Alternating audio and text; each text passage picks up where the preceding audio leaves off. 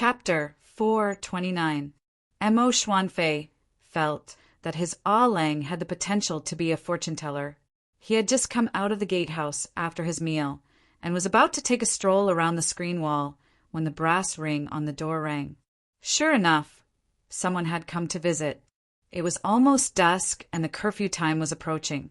Those who dared to go out to visit at this time without worrying about being questioned by the patrolling officials must be rich or noble.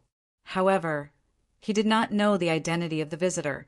Although the visitor came in an ox cart that was not extravagant but vaguely noble, there was no official banner on the cart to prove the visitor's identity. A black-clothed attendant next to the ox cart handed over a greeting card. The style of the greeting card was simple and simple. There was no indication of the visitor's identity on it, only his name, Pan Ziwen. Pan Jinyi's father, Pan Ziwen, was the minister-counselor of the Ministry of Personnel. The minister-counselor was one level lower than the minister-counselor, but Pan Ziwen was an official of the Ministry of Personnel. The Ministry of Personnel was the head of the 6 ministries, so he was not overly reserved. He did not need to write too much on the greeting card. He might not be familiar with the officials of other yamens, but it was impossible for the officials of other yamens not to know him. Minister Counselor Pan was welcomed into Yang Fan's study. Yang Fan's study was not as full of the scent of books and ink as the study of most officials. He had seldom come here to read, much less to compose poems and embellishments, so that the greater part of his bookshelves were filled with the same things as those on the antique shelves, implements and playthings. On his desk there was even a bottle with a few blooming orchids stuck inside. The small flowers were emitting a delicate fragrance that filled the room. There was a lamp on the table, 2 bright lamps. These days, Yang Fan began to read by candlelight. Xiao Man was afraid that his eyes would be tired, so she made 2 lamps for him. The cover of the lamps was also pink and white gauze, with only a few plum blossoms on one side. It did not affect the light. Now that the 2 lamps were on, the study room was as bright as day, so Yang Fan could see the uninvited guest clearly. Pan Yuanweilong was dressed in an indigo blue robe with a round collar and narrow sleeves. There was a horizontal stripe at the bottom of the robe.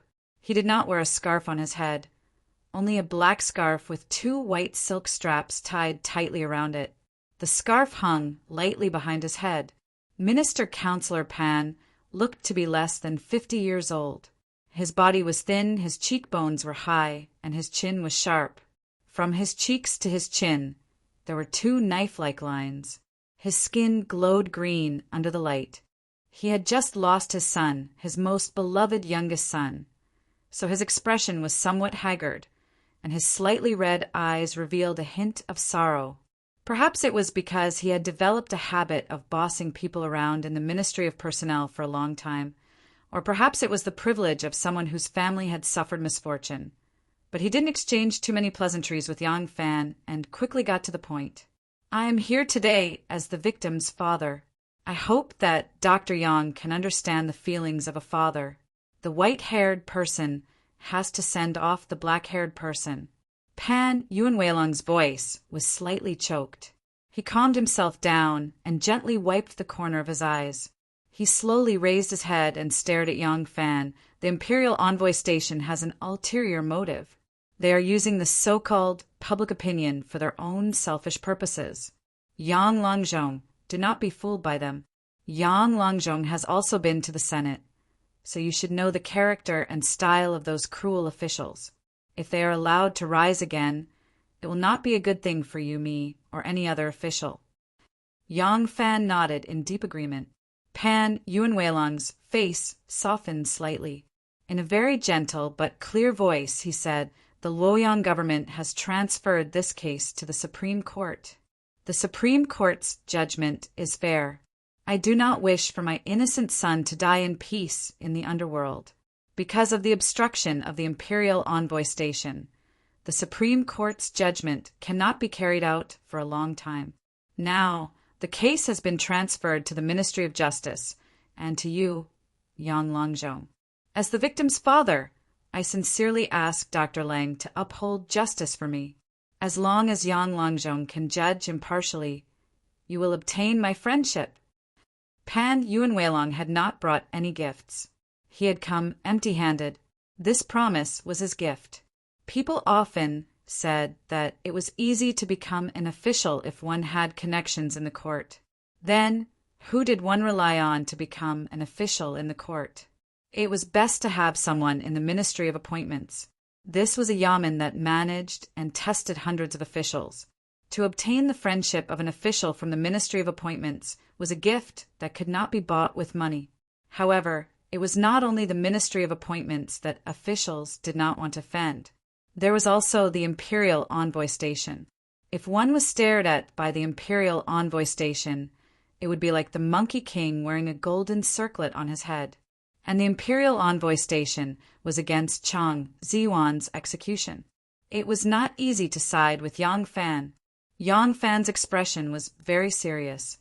His face was tense, as if this was not a study but a court of law. In a very serious voice, he said to Pan Yuanweilong, "Don't worry, Squire Pan. I will definitely judge impartially. I will let the dead rest in peace and comfort the living.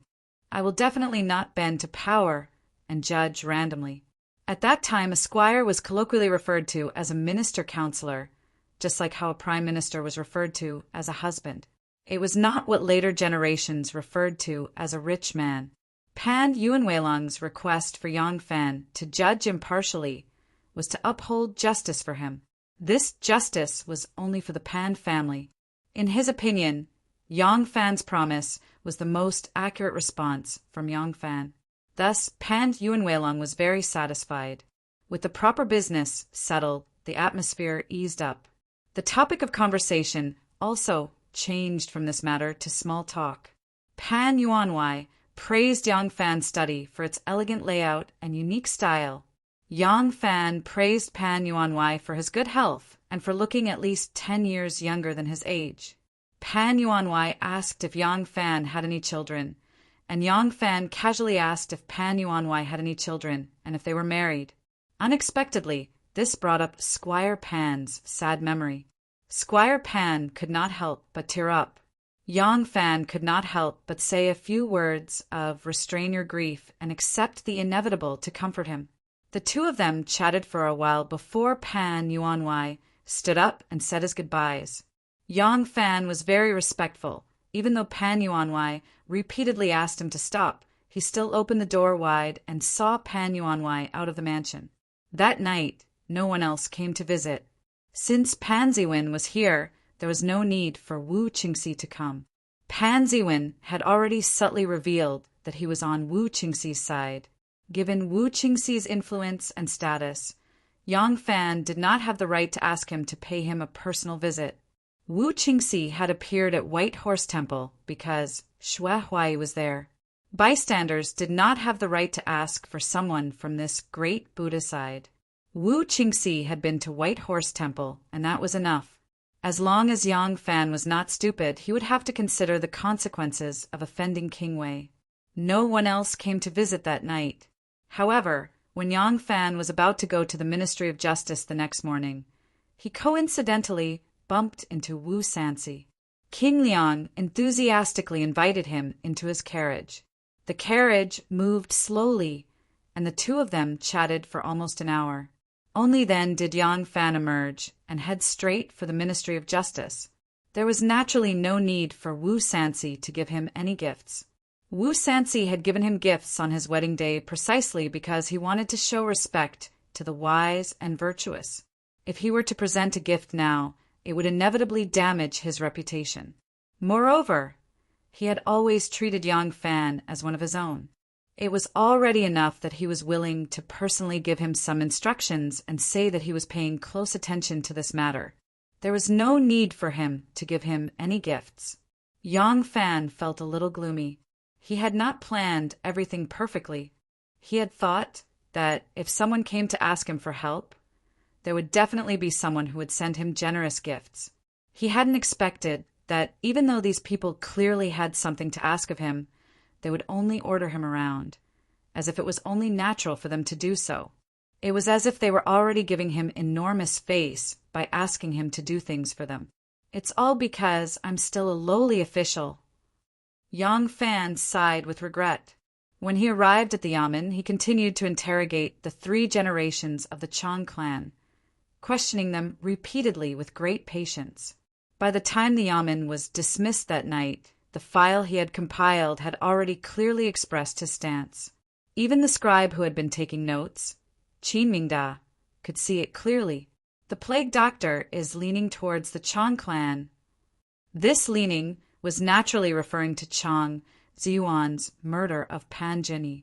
As for whether the old woman from old Chang's clan who had killed her daughter-in-law was dead or alive, no one cared anymore. Everyone already knew of Yang Fan's stance on that case. Since Chen Dong's verdict was to reduce Granny Chang's crime by 1 rank, and Yang Fan was firmly against it, then he would definitely insist on sentencing Granny Chang to death. However, now that things had developed to this point, this case was no longer important to the bigger picture. The most important thing right now was the case of Pan Jinyi's murder, which involved the dispute between King Wei and King Liang. If this case could not be resolved satisfactorily, even if he overturned Chen Dong's verdict, he would not be able to establish himself in the Ministry of Justice. Now, it seemed that his verdict was likely to go against the Supreme Court's. In other words, he would overturn the Supreme Court's decision and follow the will of the people. He would reduce Chang Ziyuan's crime by 1 rank according to the advice of the Imperial Messenger Station, and change his sentence to exile. In this way, he would definitely offend the Supreme Court and then King Wei. Would the Imperial Messenger Station, led by Wan Guojun, become his ally because of this? Putting aside the fact that he had previously been persecuted by the Imperial Messenger Station, given the Imperial Messenger Station's current notorious reputation, if he dared to show any inclination to form an alliance with the Imperial Messenger Station, the civil and military officials who were worried that he would become a second Zhou would immediately gang up on him. They would beat him down to the ground, and then trample on him 10,000 times, so that he would never be able to rise again. Qin Mingda quickly reported the latest situation to Qin Dong. Qin Dong and Qin Mingda carefully studied the situation for a long time, but they still could not figure out what Yang Fan was planning. He decided to wait and see. In his opinion, this problem was simply unsolvable. If either of the 2 major powers offended one of them, it would be difficult for him, the newly appointed director of the Ministry of Justice, to clean up the mess. Qin Dong stood under the osmanthus tree in the courtyard, watching as the flower buds gradually sprouted. He felt that all of this was the will of the heavens. When Yang Fan decided to use this case as a breakthrough to launch an attack on him, he did not expect that the case would take such a huge turn and change. If this was not the will of the heavens, then what was it?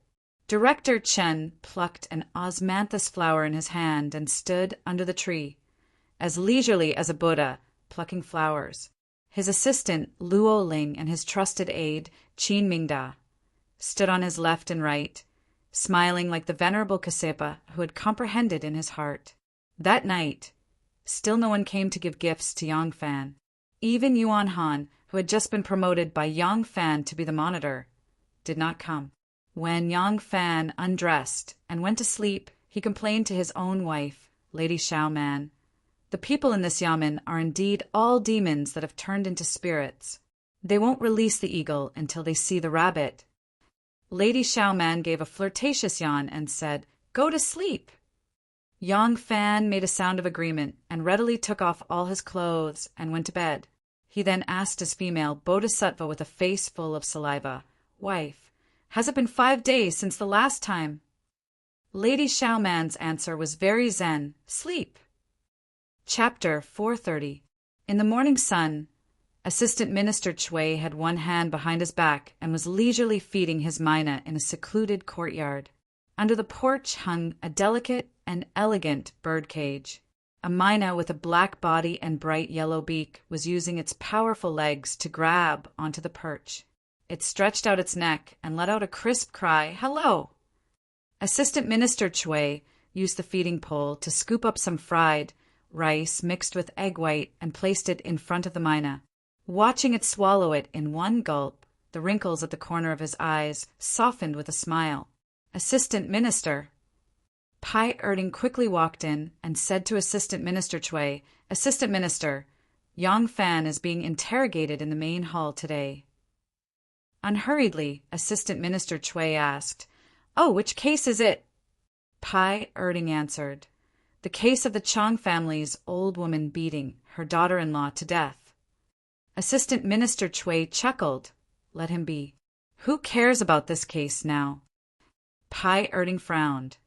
What case can this person interrogate? He's just messing around. Assistant Minister Chui pursed his lips.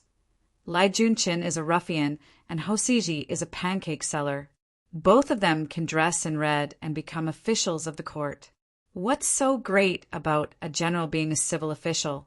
Our empress has always been eclectic when it comes to using people. As Assistant Minister Chui said this, he scooped up another spoonful of bird food and chirped to tease the myna to eat. The myna was speaking human language, while Assistant Minister Chui was speaking bird language. It was quite interesting. Pai Erding said, "This lowly official just feels that even though that Qindong isn't very tactful, given time, we might still be able to subdue him. Now that Yang Fan has just arrived at the Ministry of Justice and has already caused such a ruckus, if we don't handle it properly, our Ministry of Justice will become the target of public criticism. There are some things that we cannot predict in advance, such as Pan Jinny's death. There are some things that we cannot change even if we know about it, such as Yang Fan's arrival at the Ministry of Justice." Assistant Minister Chui sighed and said to Pai Erding, "Look at this bird cage. It's a thick piece of bamboo, cut horizontally and vertically, sawn into tubes, chopped into slices, drilled into strips, shaved into strips, pulled into threads. The bamboo sticks and strips are intertwined vertically and horizontally, intertwining with each other, forming this cage. Sturdy, right? Gorgeous, right? It's just like our Ministry of Justice. These bamboo sticks, strips, and pieces are all different and have their own uses. If you take out a bamboo stick or strip from the inside, bang! The whole cage will fall apart." Assistant Minister Chui turned around and said to Pai Erding with a smile, "This old man also thinks that this martial artist is a hindrance. At first, I asked Wang Wan to test him. I thought that he was a simple-minded, boorish fellow, and that a little trick would be enough to make him leave, or at least make him squat there obediently and not say a word. I didn't expect that he wasn't stupid." Assistant Minister Chui put his hands behind his back and walked toward the center of the hall. He said slowly, "If I want to kick him out of the Ministry of Justice, I naturally have my ways, but that would be too obvious. He's someone personally arranged by the emperor. Is Chui trying to cover the sky with one hand in the Ministry of Justice by doing this? Don't look at Fu Yi. Fu Yi is unlucky. But what about those prime ministers who pushed him out of the political affairs hall?" Pai Erding bowed and said yes. Assistant Minister Chui said lightly, "Let them fight it out. It's fine if one of them collapses, but it's best if they collapse together. When there's no other choice, this old man will come and clean up the mess. As for you, don't worry. This Ministry of Justice will be yours sooner or later." At noon, when the kitchen opened, the entire criminal court knew that Yang Fan had already tried the case of the Chang family's old woman beating up and killing her daughter-in-law, and had already made a verdict, overturning all of Qindong's previous verdicts and sentencing the Chang family's old woman to death. There were faint undercurrents surging in the criminal court, but no one made any obvious reactions because the current focus was on the case of Pan Jinny's murder. Qindong laughed coldly in the dark. Right now, it doesn't matter whether the Chang family's old woman is dead or not. The problem is, how are you going to decide on the second case? The Ministry of Justice and the Supreme Court are in a standoff, and King Wei and King Liang are also in a standoff.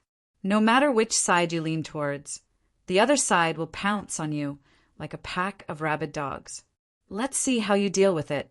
No one had expected that the calm and composed Yang Fan, who had been sitting under the cassia tree and chatting with a group of scribes, would suddenly start to try the case of Pan Jinny's murder in one go that very afternoon. Moreover, he made a verdict on the spot, and the verdict was even more unexpected. The Supreme Court's verdict was, Chan Ziyuan should pay for Pan Jinny's life with his own. The imperial emissary's impeachment was, the Supreme Court's verdict was unfair, and there was suspicion of officials protecting each other. The son of the Chong family's crime was unforgivable, and his sentence should be reduced by 1 rank, and he should be exiled. Yang Fan's verdict was, Chan Ziyuan was not guilty of murder. The news was like a sudden clap of thunder, exploding in the entire penal court. When Assistant Minister Chui heard that Yang Fan had started to try the case of Pan Jinny's murder, he could no longer remain calm. He had been waiting in the office for news. When Pai Erding rushed into the office and reported the verdict to Chui Yuanzong, Chui Yuanzong forgot himself for a moment and actually pulled out a few strands of his beard. Old Chui said in exasperation, Yang Fan is playing with fire. Luo Ling, who had been pacing back and forth outside the main hall waiting for news, also ran back quickly and reported Yang Fan's verdict to Qindong. Qindong was stunned for a long while after listening to it. Only then did he spit out a sentence in astonishment. He is playing with fire. Qindong paced around the room anxiously.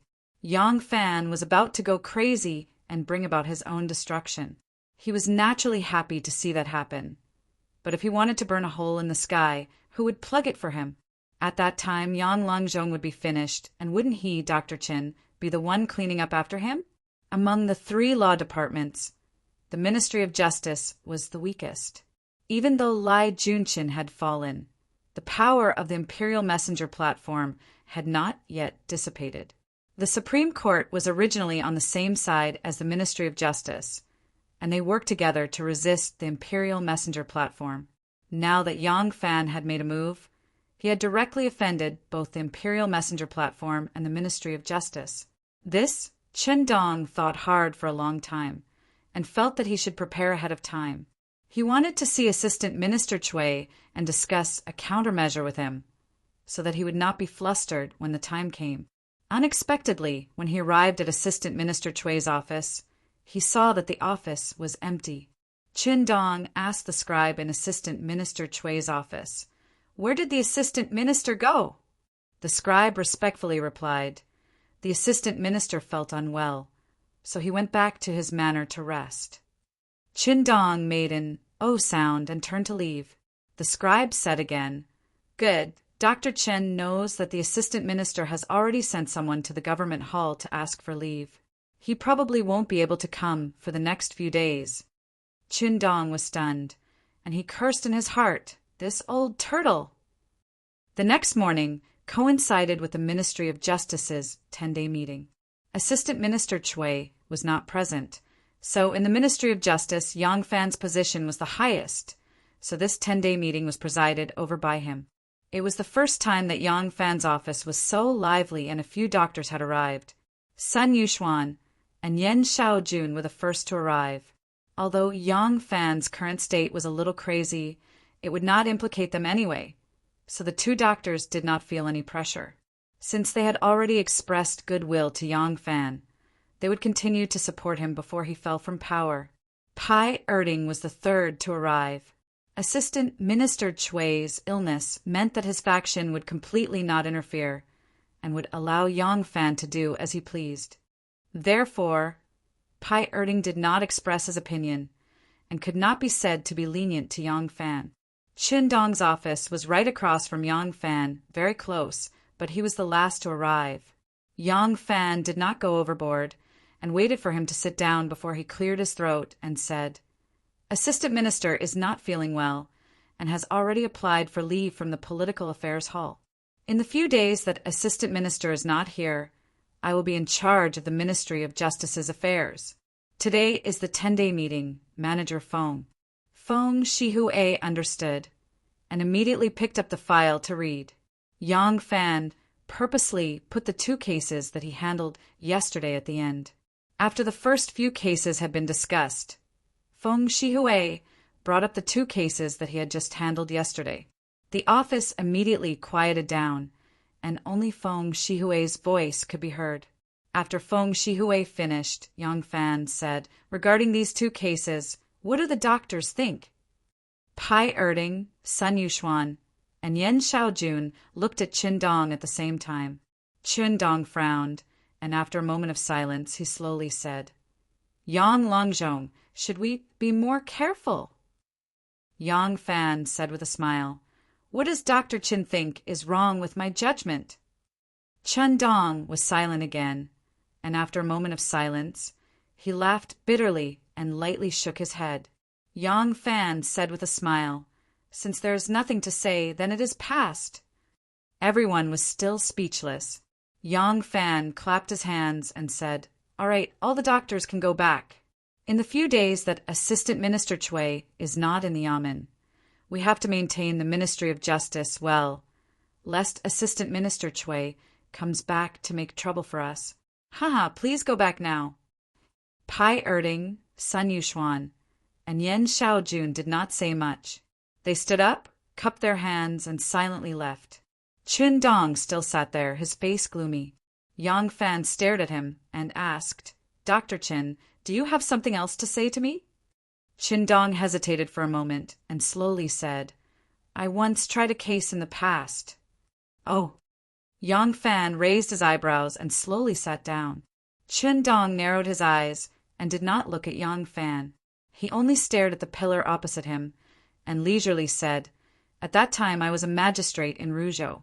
Once, two brothers came to the Yamen for a lawsuit, but it was because their father had passed away, and the two brothers wanted to snatch the mansion left behind by their father.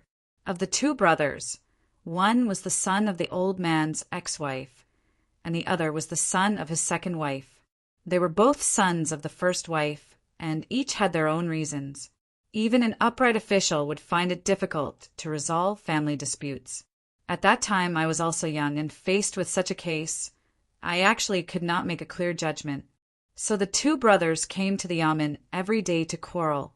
Qin Dong sighed and continued, "The two brothers quarreled until their eyes were red. Over time it was as if they were enemies. As a result, they attacked each other and spoke indiscriminately. As a result, as they spoke, they gradually revealed some secrets that were not meant for outsiders to know. Although they did not say much, I heard something strange." Yang Fan was a very qualified listener and immediately asked, "What secrets?"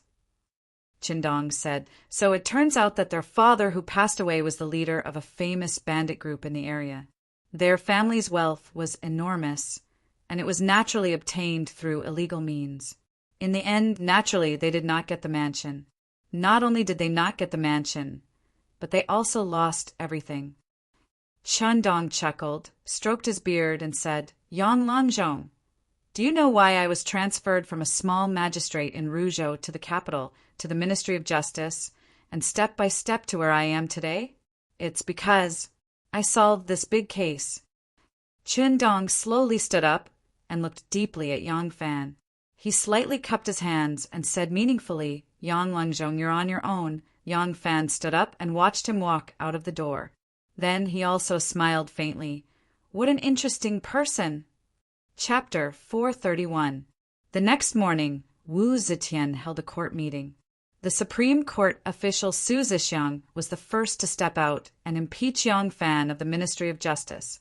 Su Zhixiang's impassioned voice echoed clearly in the Wanxiang Divine Palace. "Today's matter is complicated. There are many lies and few facts. I'm afraid there are treacherous officials hiding among them, trying to drive a wedge between the emperor and the officials, or doing illegal things, or manipulating the country for their own personal gain. I am worried for your majesty. How can I sit back and watch? When the ancient prison is completed, the officials will listen, the emperor will pardon them 3 times, and then the punishment will be carried out. Today, the prison officers are acting arbitrarily, acting on orders. This way, the power is given to me, and it is not prudent. If there is injustice, how will your majesty be able to do it? Using a prison official to control life and death, stealing the authority of the emperor, the country's weapon, is not a blessing for the country. Using it lightly will bring disaster to the country. Minister Yang Fan of the Ministry of Justice pretended to be the will of the people and looked down on the authority of the Supreme Court, making arbitrary decisions, deciding life and death, guilt or innocence, all in one sentence. As the Supreme Court official and your Majesty's trust, I have investigated the prison matter and have heard of it, and dare not report it. However, the power of review lies with the Ministry of Justice, and I have no choice but to report it to the heavens, begging your Majesty to make a decision. The Supreme Court official Su Zhang, as one of the 9 ministers, wrote thousands of words in the Golden Hall, vehemently stating his views, impeaching the Ministry of Justice. The Supreme Court had finally declared war on the Ministry of Justice. When the left minister, Wang Guojun, heard what Su Zhang had to say, he immediately handed over another book to impeach Yang Fan. He said, "The Minister of Justice, Yang Fan, used the country's weapon to gain a false reputation, arbitrarily judged the case and confused the law. Since the imperial envoy is responsible for supervising the officials, I dare not neglect my duty." Previously, the Supreme Court sentenced the son of the Chong family to death, disregarding the will of the people, so the imperial envoy impeached him. Today, Minister Yang Fan overdid the right thing in order to gain a false reputation, seeking favor from the will of the people, relying on the will of the people, lightly talking about life and death, sentencing the son of the Chong family not guilty, treating the law as child's play, so the imperial envoy impeached him. I beg for your Majesty's judgment to show that our court is careful with the prison. The imperial messenger station also declared war on the Ministry of Justice. At the same time, they did not forget to drag in the Supreme Court and declared war on both the Supreme Court and the Ministry of Justice. As for the Ministry of Justice, the clay Bodhisattva Chui Yuanzong had suddenly fallen ill, so he did not attend the court session. Therefore, no one from the Ministry of Justice was present to listen to the proceedings, so naturally no one answered. Empress Wu Zetian listened to the memorials from the Supreme Court and the office of the imperial messengers, but she did not make a decision on the spot. Instead, she said indifferently, "I understand." Because no one from the Ministry of Justice was present, they could not refute on the spot, so the two of them could only retreat for the time being. As soon as the court meeting was adjourned, news of the 3 law divisions' declaration of war spread like wildfire. In this regard, the officials were happy to see this happen. After all, the 3 law divisions not only controlled the laws of the people, but they were also restricted by the 3 law divisions. A mutually balanced and hostile 3 law divisions was far more popular than a united 3 law divisions. At this time, Yang Fan also officially entered the sights of the officials. However, because he wanted to challenge the Supreme Court and the Imperial Messenger Station by himself, and because there was no one in the Ministry of Justice who supported him, the officials were not optimistic about his outcome. Even though he was Xue Huai's disciple, and it was rumored that he had an ambiguous relationship with Princess Taiping, this was the imperial court. Even Xue Huai could not do as he pleased in the imperial court. Once one entered this circle, one had to abide by the rules of this circle, and no one was an exception. Just as Wang Guojun returned to the imperial messenger station, Hou Siji, Wei Suizhong, Huang Jingrong, Wu Rang, Zhao Jiulong, and the rest of Lai Junshin's main subordinates all rushed over. Hou Siji angrily said, "Deputy Minister Wan, what is the meaning of this? We have made things difficult for the Supreme Court, and now that the Ministry of Justice has agreed with the Imperial Messenger Station, it is a good opportunity for the Imperial Messenger Station to take advantage of our victory, overthrow the Supreme Court, and restore the prestige of the Imperial Messenger Station. Why didn't you discuss it with us, and instead made the decision on your own, treating the Ministry of Justice as your enemy?" Zhao Jiulong said in a strange tone, "Deputy Minister Lai is temporarily demoted to a place, and the Imperial Messenger Station is temporarily handed over to Brother Guojun. Is this the case?" When Deputy Minister Lai left, he repeatedly reminded us that if there is something we must discuss, be careful and wait for an opportunity so that the Imperial Messenger Station can make a comeback. Deputy Minister Lai's words are still ringing in our ears, and Deputy Minister Wan is already acting on his own. Although Wan Guojun was intelligent and ruthless, he was not the kind of leader who had the courage to lead, so he had always been willing to stay behind the scenes, serving as Lai Junchen's military advisor. When Lai Junchen was demoted, although the people under him were ruthless, it was really difficult to find someone who could lead the overall situation. There were no generals in Sichuan, so he could only reluctantly support Wan Guojun. These ruthless officials of the Imperial Messenger Station actually did not accept Wan Guojun in their hearts, so naturally they lacked the respect they should have. Wan Guojun listened to these two people, one Yin and one Yang, and angrily said, "Under the circumstances at that time, how could I have time to discuss with you? Do you think that old man Su Zhang really only wanted to impeach Yang Fan? He said something like, 'The ancient prison is complete, the ministers will listen, the emperor will pardon 3 times, and then the punishment will be carried out.' Today, the prison officials are acting on their own. This way, the power will be given to the officials, and it will not be prudent. If the sharp weapon of the country is given to someone lightly, it will be a disaster for the country." Wan Guojun slammed the desk fiercely and said, "Listen to this. Is this really just impeaching Yang Fan? He is carrying his own goods, intending to use the Imperial Messenger Station. If the Emperor accepts his suggestions to the Ministry of Justice, it is only the loss of a doctor. What loss is there? But the power of the Imperial Messenger Station to supervise hundreds of officials, judge, and even kill officials below the 5th rank on the spot will be gone." Wei Suizhong did not read much, but he was not stupid. Once he heard Wan Guojun point out Su Ziheng's hidden meaning, he could not help but say fearfully, "What a treacherous old man! He is killing 2 birds with 1 stone." Wan Guojun looked at him and said with relief, "Brother Wei is indeed vigilant. But not only that, what is the reason for us impeaching the Supreme Court? The reason is that the Supreme Court's punishment is too heavy, and the Chang family's son should be reduced by 1 rank.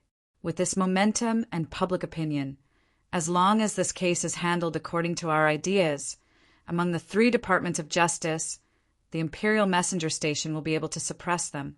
But how did Yang Fan sentence it? Wan Guojun looked around and saw that everyone was at a loss, so he angrily said, "Yang Fan's sentence was not guilty and he was acquitted. He was acquitted. Do you understand? I have already said it so clearly. Do you still not understand?" The ruthless officials looked at each other and thought for a long time. Huang Jingrong's eyes turned, and he suddenly said in realization, "Ah, I understand now. If the Ministry of Justice follows the opinion of the Supreme Court, then we can sue them as well. If the Ministry of Justice follows the opinion of the Imperial Messenger Station, then we can suppress the Supreme Court, and we can even pull the Ministry of Justice over to our side. But now, Yang Fan seems to be on the side of the Supreme Court. But, when Wu Rang heard this, he finally understood and said, "But he's better than us.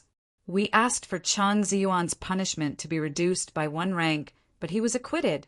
In this way, the position of host and guest will immediately change. Now, it is not that he follows our opinion, but that the Imperial Messenger Station has become a pawn waving flags and shouting battle cries behind us, but..."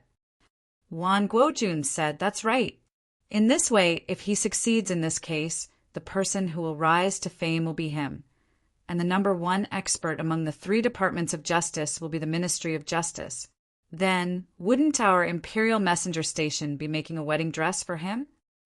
Ho Siji suddenly understood and slapped his forehead.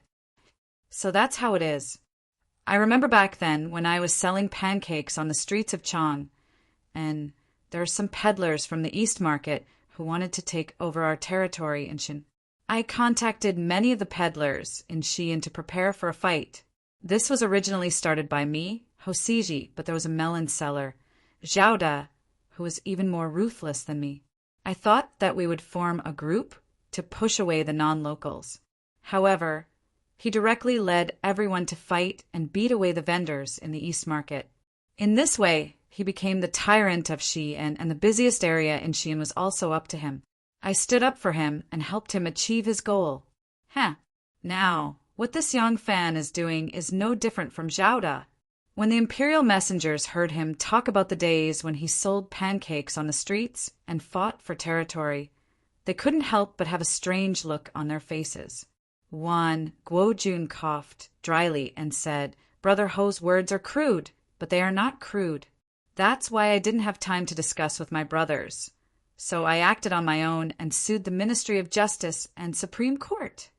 Zhao Julong frowned and said, "Now that the Supreme Court's master has given a severe sentence and the Imperial Messenger Station is in favor of a light sentence, the Ministry of Justice has decided to acquit him. What should we do now? Our situation seems to be a little awkward." Wan Guojun pointed to the ground and said, "I followed Su Zhang to impeach him, which was originally an act of mending the pen after the sheep is lost. Now that the Ministry of Justice is biding their time, the Supreme Court is impeaching the Ministry of Justice, and the Imperial Messenger Station is reiterating the mistakes of the Ministry of Justice and Supreme Court. What happens next will depend on the will of the sage." Ho Siji said unwillingly, "Are we just going to sit here and wait?" Wan Guojun said, "That's not true. Brother Jiaolong, Brother Suizhong, the two of you immediately mobilized the Imperial messengers to impeach Yang Fan. Just say that when he was handling this case, he accepted a lot of bribes." Wei Suizhong looked at him and said, "He is biased towards the Chang family. The Chang family are just commoners. In terms of bribery, can the Chang family compete with Officer Pan? How can the emperor believe this reason?" Wan Guojun stroked his beard and said with a smile, "The Chang family naturally doesn't have much money. But this matter involves the Minister-Counselor of the Ministry of Appointments, and this Minister-Counselor is a disciple of King Wu Qingxi of Wei. King Wu Qingxi of Wei and King Wu Sanxi of Liang are sworn enemies. King Liang wants to deal with King Wei, so will he let go of this opportunity to bring down Officer Pan? The Chang family doesn't have money, so won't King Liang pay for him?" A vicious glint flashed across Huang Jingrong's eyes. She clapped her hands and said, "That's right. Drag the Ministry of Appointments into this. Drag King Wei and King Liang into it as well, and make the water a little more muddy. The muddier the water, the easier it is to fish." Zhao Julong chuckled and said, "Brilliant! What a brilliant plan! Since we have the privilege of hearing about this, how can we not make use of it?" In the Hall of Martial Accomplishment, Wu Zetian handed Li Zhaoda the memorials accusing Yang Fan of using the Chang family's son to kill Pan Zhenyi. She smiled and asked, "What does the Prime Minister think?" Li Zhaoda accepted the stack of memorials and scanned the topic of the impeachment. He snorted and said, "Everyone knows about Yang Fan's epidemic prevention. The 6 offices of the capital and all the civil and military officials are watching the excitement of the 3 departments of law. This time, the 3 departments of law are actually fighting each other." Li Zhaoda closed the memorials and handed them back to Eunuch Hai. He said calmly, "This brat has succeeded, so he can't help but be arrogant." Wu Zetian smiled and said, "Yang Fan is young, and he comes from a military background. Naturally, he can't compare to Minister Li's maturity and prudence. Ha! Youngsters are always more aggressive." Li Zhaoda frowned slightly and said, "Right now, the Supreme Court is accusing the Ministry of Justice, and the Imperial Messenger Bureau is accusing the Supreme Court and the Ministry of Justice. As for the Ministry of Justice, Cui Yuanzong is in hiding, leaving the left and right officials to fight among themselves and outsiders. Right now, the Imperial Messengers are accusing Yang Fan of accepting bribes, implying that the Ministry of Appointments and the 2 princes are involved. With the court in such a mess, isn't your Majesty worried?" She stood up and put her hand on Shanghai Wanner's arm.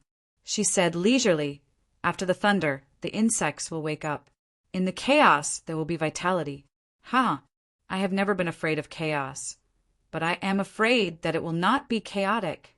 Wu Zetian walked out and said to Li Zhaoda, who was bowing to see her off, Let the political affairs hall pass down the order.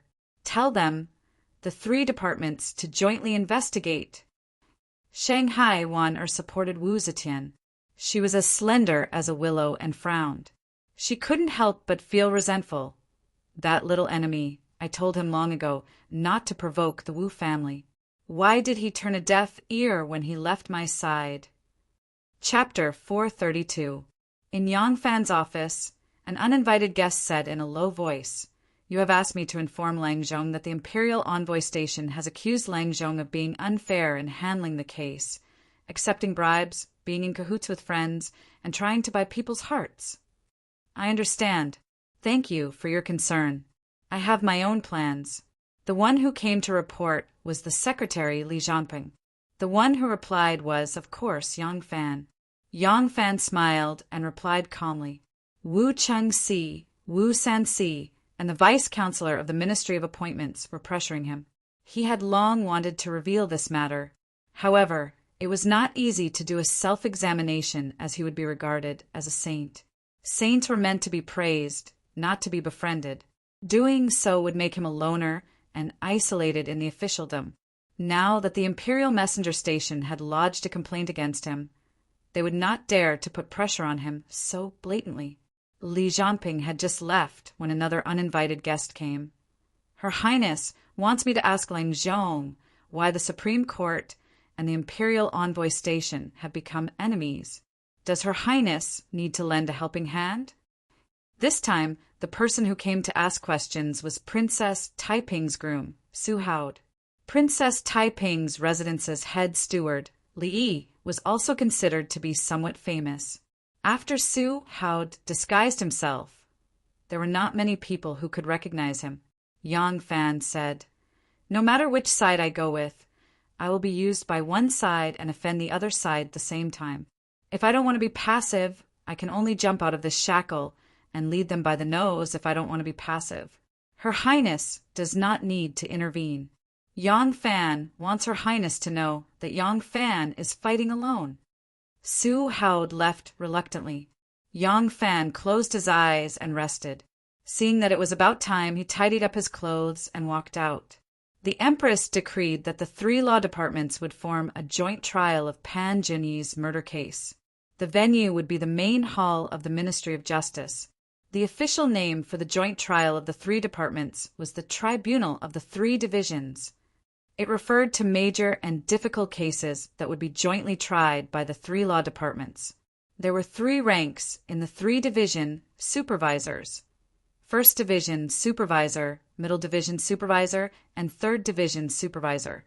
The 3 departments formed by the Imperial Censor, or Deputy Prime Minister, the Minister of Justice, or Assistant Minister, and the Minister of Justice, or Junior Minister of the Supreme Court, were the 3 departments of the highest level, and were called the Great 3 Secretaries. The 3 departments formed by the Minister of Justice, the Minister of Justice, and the Imperial Censor were called the Middle 3 Secretaries. The Ministry of Justice Vice Minister, the Supervising Imperial Messenger, and the Great Court Judge jointly decided on the prison suspicions. They were known as the 3 Marshals. At this moment, the joint trial of the 3 divisions held by the Ministry of Justice was of the 2nd level. The Ministry of Justice had a total of 5 torture chambers. Today, they were using the largest one. Everyone in the Ministry of Justice had already gathered outside the torture chamber. Seeing Yang Fan walk steadily in his new official robe, whether it was Pai Erding, Sun Yushuan, or Zui Yuanqing and Chao Chigan, or even the managers and secretaries of the various departments, they all looked at Yang Fan with complicated expressions. Yang Fan was like a catfish thrown into a school of sardines. His arrival disrupted the peaceful routine of the Ministry of Justice, but it also brought a sense of renewal to the Ministry of Justice. When Zhou Xing was around, the Ministry of Justice was number 1 among the 3 law departments. No matter how notorious Zhou Xing's reputation was among the people, when he was the head of the Ministry of Justice, the people in the Ministry of Justice felt dignity and glory, fear, and authority. When they went out to work, even if it was to the Supreme Court or the Imperial Envoy Station, which were also part of the law sector, their backs were always straight, and their voices were always rough. But ever since Zhou Xing's death, the status of the Ministry of Justice had been deteriorating. The people in the Ministry of Justice no longer had the confidence. When they went to the Imperial Messenger Station, they had to put on a smiling face, and when they went to the Supreme Court, they had to be polite. This was very uncomfortable for the people in the Ministry of Justice who were used to speaking with their chins held high. But they had no choice. With a situation like this, how could they not lower their heads? But now, someone had stood out from among them, daring to challenge the Supreme Court, daring to challenge the Imperial Messenger Station, daring to challenge the Supreme Court and the Imperial Messenger Station at the same time. For the people in the Ministry of Justice who had been suppressed for a long time, there was a feeling of exaltation. Even if they did not have high hopes for Yang Fan, and even thought that Yang Fan would be completely finished after the joint trial of the three departments. But at least right now, Yang Fan was a hero in their eyes, a man with courage.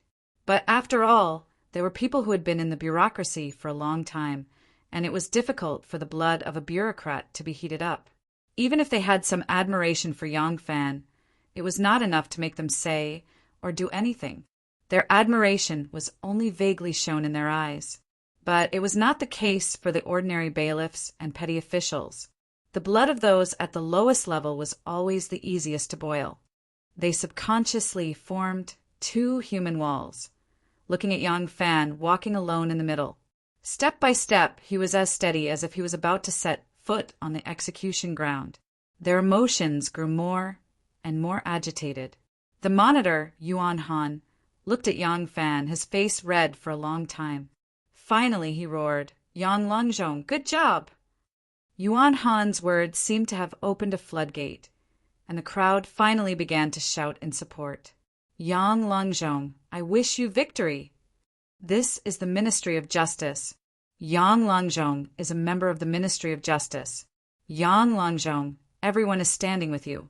Yang Langzhong, you have to show the power of the Ministry of Justice." Yang Fan smiled, smiling at his colleagues from the Ministry of Justice who had sent him to court. He was really not too worried about this lawsuit. If this lawsuit was judged purely according to legal principles, he might not be able to win against those who had spent most of their lives in the judicial yamen. But it also involved morality and ethics, and these morals and ethics could definitely affect the judgment of the law. That was not the case. In the details of the judicial regulations, he might not be a match for these old foxes who had immersed themselves in the criminal law for many years. But since it involved morality and ethics to a large extent, who would win would depend on whose words could incite people more. In this regard, Yang Fan had an advantage over those bureaucrats who were used to speaking in the official language. He was also very confident in his eloquence. Of course, what he was most confident about was that as long as he did not go too far, as long as he gave the Empress a dignified way out, the Empress would definitely give him face. Yang Fan, who had walked to the steps, turned around, cupped his hands, and bowed to everyone, and said heroically, "In the territory of the Ministry of Justice, how can we let others take advantage of us? Colleagues, don't worry." Yang Fan's action did not match the style of those officials who had been honed in the officialdom for most of their lives and had long lost their edges and corners. But it was to the taste of these people at the bottom. Once Yang Fan's words left his mouth, it was like a condemned prisoner on the guillotine shouting, "After 20 years, I will be a good man again." Immediately, everyone cheered. Sun Yuxuan and Pai Erding looked at each other and laughed bitterly at the same time. In the distance, Qin Dong, who was standing alone at the door of the Ministry of Justice, seemed to have heard these words. He shook his head, sighed, and shook his head again. As he shook his head, he sighed as he returned to the official office. The people in the court also clearly heard what he said outside the court. When he walked into the main hall, the people from the Supreme Court and the Imperial Censorate all looked at him strangely. Yang Fan did not care at all. When it came to scheming and scheming, he might not necessarily be a cut above others. But these people who were used to scheming and scheming beneath the stage could not compare to him. The reason why this case was so difficult to judge and why the three law divisions each had their own opinions was because it didn't just involve legal principles, but also reason and ethics. Everyone's understanding of morality and ethics was different, so there was a situation where everyone said they were right and everyone said they were right. However, most of them did not realize that this originally purely criminal case had already become a weapon of competition between the three departments of justice, between King Wei and King Liang. That was why its significance was no longer purely reflected in the law and ethics, but also in politics. Once politics was involved, would the emperor's judgment still be based on the case itself? The mirror of eminence hung high in the air. Beneath the plaque was a picture of auspicious clouds and red suns setting out to sea. There were 3 cases in front of the main judge's platform, and they were arranged in a straight line to show that they were on equal footing. This was the Ministry of Justice, so Yang Fan's case was at the center. Yang Fan sat down and cupped his hands towards the 2 officials to his left and right. With a sincere smile, he said, "This one is Yang Fan, the current Minister of Justice. May I ask what position you 2 hold, and what your esteemed names might be?" When the 2 officials saw him sit down, their expressions became solemn and their backs straightened. They didn't expect Yang Fan to start exchanging pleasantries with them before the court had even begun. They didn't know whether to laugh or cry. The official on the left had a square face, large ears, a black beard, and a dark face. He looked to be in his early 40s, and he exuded an imposing aura. When he heard Yang Fan's question, he hurriedly cupped his hands and said seriously, "This official is the imperial censor of the Supreme Court, Cheng Ling." The official on the right looked to be in his 30s, with a fair face and a slight beard. His eyes were sharp. This was the imperial censor, Zhao Jiulong.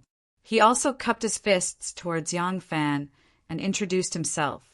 Yang Fan said with a smile, "It is my great fortune to be able to judge this case with you 2 brothers today, since the 3 of us are the main examiners who will be the judge." Cheng Ling and Zhao Jiulong looked at each other and snorted. "It's just a formality. This is the Ministry of Justice. You, Yang Langzhong, will be the judge." "Haha, thank you. I won't stand on ceremony then."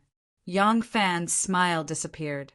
He grabbed the gavel and slammed it down, shouting, "Let the court begin!" Even if Yang Fan hadn't shown his methods to the officials of the Ministry of Justice before, because today was a battle between the Ministry of Justice, the Supreme Court, and the Imperial Censor, these officials wouldn't let him down. This shout of Tang Wei was very dignified and loud, and the 3 people's expressions unconsciously became solemn. "Bring the criminal." With this order, Chang Ziyuan was brought into the main hall. He had already been removed from his shackles and was only wearing shackles. He had already been to the court of the Supreme Court of Justice, and it was not the first time he had been to the court of the Ministry of Justice. However, this was the first time he had seen a scene like the joint trial of the 3 departments. Seeing that the court seemed slightly crowded, but even more dignified, the child's face turned pale. Yang Fan waited for Feng Shihui to verify his identity and go through all the procedures before speaking to him in a friendly manner. "Chang Ziyuan, don't be afraid. Today is the joint trial between the 3 courts. Tell us everything that happened between you and the deceased Pan Jinyi. There must be no falsehoods." "Yes, I went with my mother to Ding Ding Street to play on the double 7th festival." Chang Ziyuan had just started speaking when Cheng Ling from the Supreme Court interrupted him with a frown, saying, "Chang Ziyuan committed the murder on the 14th of the 7th month. What does that have to do with double 7th festival? Just tell us what happened that day." Chang Ziyuan stuttered, "Yes, that day. Wait." Yang Fan also stopped him and said to Cheng Ling, "Brother Cheng, if we had not met on double 7th festival, there would not have been the murder on the 14th of the 7th month. The 2 incidents are closely related, and we should not omit this part." Cheng Ling said, "If Chang Ziyuan had not been born 13 years ago, he would not have committed the murder today. Based on what Yang Langzhong has said, shouldn't we tell us everything about his life since he was young? Yang Fan shook his head and smiled, saying, Judge Cheng's words are wrong.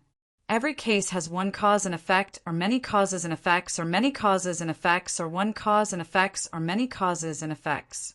There are also inevitable causes and effects, and as a judge, we must first clarify the causes and effects. The double seventh festival incident was the cause of a series of tragedies. How can we not mention it? The case of the Chong family's youngest son was just a prelude. This case is actually a case between the three courts. This case has finally begun. Chapter 433. Chung Ling snorted heavily and said in a bad mood, This case has already been examined by the Supreme Court and the Ministry of Justice. There is no need to interrogate him from beginning to end. If Yang Longzhong interrogates him like this, the joint hearing of the three departments will take forever. Yang Fan spread out his hands and said, According to what Cheng Siji said, then we don't need to bring the prisoner to court. We only need you and I to take out our own Yaman's interrogation records, and we can compare them. Isn't that enough? Chung Ling angrily said, This official is saying that it is important. Yang Fan raised his voice. This official thinks that this is very important. Imperial Messenger Zhao from the Imperial Messenger Bureau quickly tried to smooth things over. All right. Since Yang Longzhong thinks that there is a need to interrogate him again, then we will retry him. Chung Ling glared at him and said, So your Imperial Messenger Bureau wants to stand on the side of the Ministry of Justice? Zhao Julong flew into a rage and said, Preposterous! This official is saying that since one of you thinks it is necessary and the other thinks it is not, then re-examining him will only take some effort. But according to Officer Cheng's opinion, if the prisoner is not allowed to speak, Yang Longzhong will inevitably say that you handled the case carelessly. Weighing the two sides, of course, re-examining him is appropriate. How can it be said that my Imperial Messenger Bureau is standing on the side of the Ministry of Justice? Yang Fan hurriedly tried to calm them down. Both of you calm down. Don't get angry. Why did the three departments come to the joint hearing? It is to have the three departments review him together and in the end come to a consensus. So in the end, the three departments will stand on the same side. Why should we quarrel over this? Chung Ling and Zhao Zhilong snorted coldly at the same time. They brushed their sleeves and turned their heads to the side. Yang Fan coughed and said to Chang Ziyuan, Chang Ziyuan, speak slowly. There is no need to rush. Don't overlook anything. Chang Ziyuan saw that his expression was amiable and his courage grew. He agreed and began to explain in detail. Until now, Chang Ziyuan still hadn't recognized that this Yang Fan was the official from the Ministry of Justice who rescued his mother that night. He only recounted how he and his mother met Pan Junyi when they were shopping, and how Pan Junyi took liberties with his mother. Halfway through, Zhao Julong suddenly said, Wait, you said that there was a Minister of Justice who helped your mother. Who was he? Chung Ling agreed, That's right. Yang Longzhong, is there such a person in your Ministry of Justice? This official suspects that nothing happened on the night of the Double Seventh Festival. It is very likely that the Chong family owes money to someone and is unable to pay it back, so they are making a false accusation. Humph. Unruly commoners, there's nothing they can't do to avoid paying their debts. Yang Fan said solemnly, What Chang Ziyuan said is true. That day it was this official and my wife who roamed Ding Ding Long Street and saved the mother and son. When Chang Ziyuan heard this, he couldn't help but be startled. After a careful look, he vaguely felt that this person was indeed somewhat similar to the person who had lent a helping hand that night. Yang Fan sighed. This official saved the mother and son that night by the Tianjin Bridge. Although the sky was dark and the lights by the bridge were not bright enough, I can still remember the child's appearance. This official saw this matter with my own eyes. Alas, at that time I thought that I had beaten that lecher away, and that was it. Who knew that so many things would happen later on? Chung Ling and Zhao Jiulong didn't expect that the witness was actually at the scene, so they could no longer raise this doubt. After the questioning and confirmation, they could only listen to Chang Ziyuan's narration. Yang Fan insisted on starting from the night of the Double Seventh Festival. Of course, it was to prove that Pan Jinyi had bad intentions. Otherwise, the cause of this case would simply be a tragedy caused by debt collection. His judgment on these two related cases would then have no moral basis. When the Supreme Court first interrogated the case, they had already intentionally sided with the Pan family, so they didn't seriously investigate this relevant Minister of Justice. They deliberately focused on debt collection, murder, and didn't want to implicate too much. They didn't expect that the witness that night would appear out of nowhere and turn out to be the main judge of this case. He wasn't related to the Chang family, so he could be a good witness. Cheng Ling had no choice but to perk up and try to find something beneficial for himself in the following case. However, as he listened to Chang Ziyuan's narration, the more he listened, the deeper his frown became. Chang Ziyuan's narration was very detailed, such as how Pan Jinyi had forced the Chang family to repay their gambling debts, how his father had argued in grief and indignation, how they had quarreled, how Pan Jinyi had grabbed his father's throat during the fight, how his father's face had turned red and he had almost suffocated, how Chang Ziyuan had stepped forward to save his father but was flung away by Pan Jinyi and crashed into the coffin, how he had grabbed the memorial tablet and rushed forward to hit it, and how he had found Pan Jinyi slumped to the ground with blood at the back of his head. The more Cheng Ling listened, the more he felt that something was wrong. This case had been tried by him in the Supreme Court.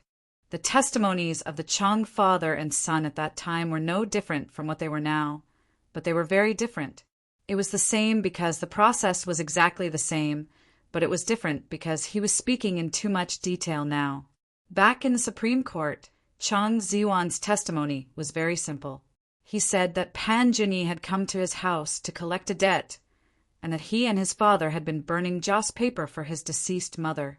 In a fit of anger, his father had gotten into an argument with Pan Jinyi, and the two of them had started fighting. Shocked and afraid, he had stepped forward to stop the fight, but because he was young and weak, he had been flung away by Pan Jinyi and had picked up the memorial tablet. The process now was the same, but he had added some descriptive words, such as his father being grabbed by the throat. His face had turned red, and he was on the verge of suffocation, and he had been flung into the coffin. He had conveniently grabbed the memorial tablet and randomly hit it a few times.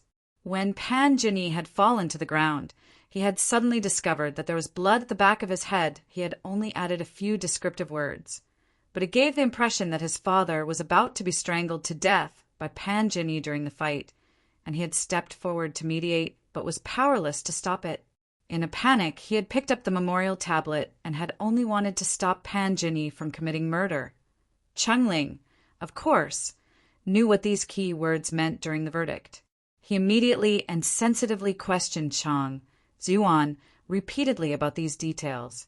Although he had a solemn expression, it was even more frightening when he put on a stern face. Chang Ziyuan was so frightened by him that his face turned pale and his body trembled, but he did not change his statement. Cheng Ling's repeated confirmations made these small details even more obvious in the testimony. Yang Fan had never taught this Chang boy to make a false confession. For such an honest, young, and inexperienced child, if you taught him to make a false confession, there was no need for torture at all. Those experienced judicial officials would only need to use some interrogation techniques to get the truth out of him. Yang Fan had only given him a little inspiration. The father and son of the Chang family were clumsy people, or rather, with their qualities, they did not know how or what to say in their confessions. In addition, the scene at the time was too intense. As people involved in the situation, they would definitely overlook some things.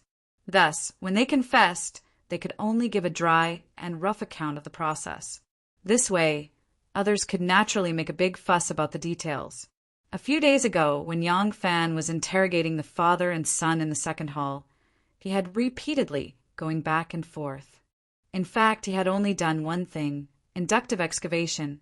Yang Fan had dug out all the details that the father and son had overlooked. He had helped them perfect the blank parts that they could not remember through repeated questioning, hints, hypotheses, and conjectures. The details that had been dug out by Yang Fan were originally their experiences. It was just that they had neglected it, or perhaps they did not feel the need to confess. Now that they had remembered and said it, of course, they would not change their words. Based on their confessions, Yang Fan had helped them fill in the blank areas of their memories through hints, hypotheses, and conjectures. These naturally became their memories. They were already convinced that they had seen and heard it with their own eyes. Even if you had a lie detector, you would not be able to prove that they were lying. Cheng Ling was a little uneasy. However, Chang Ziyuan's confession did not conflict with his confession at the Supreme Court.